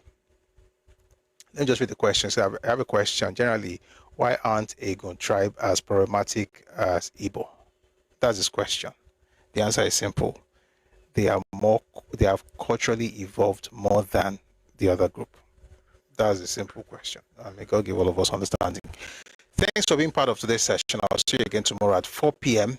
if at time West African time. Do have a lovely, lovely evening and enjoy yourself. Have a lovely evening. Please, again, check out Radio Me Global and click on those forms. Become part of the movement. All right? Thank you so much. Have a great night. Odaro.